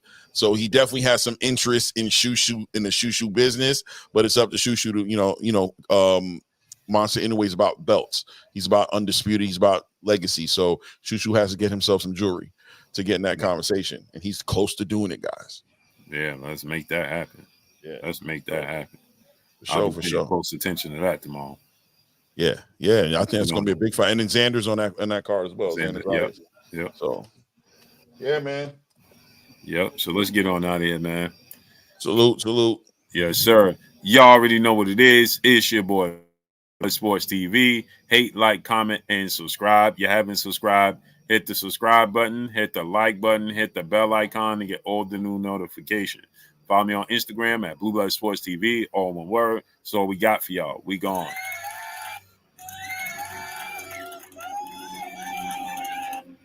Yeah, man, I've been looking for Ty in the Sky, man. That's it's a bit weird. We haven't heard from her, haven't seen her. Hopefully she's blessed and okay, because she's been missing for I don't think I've seen her for about 2 weeks. So hopefully she's okay and blessed, man. But I appreciate y'all. We'll see y'all tomorrow, man. Much love to each and every one of y'all. Peace.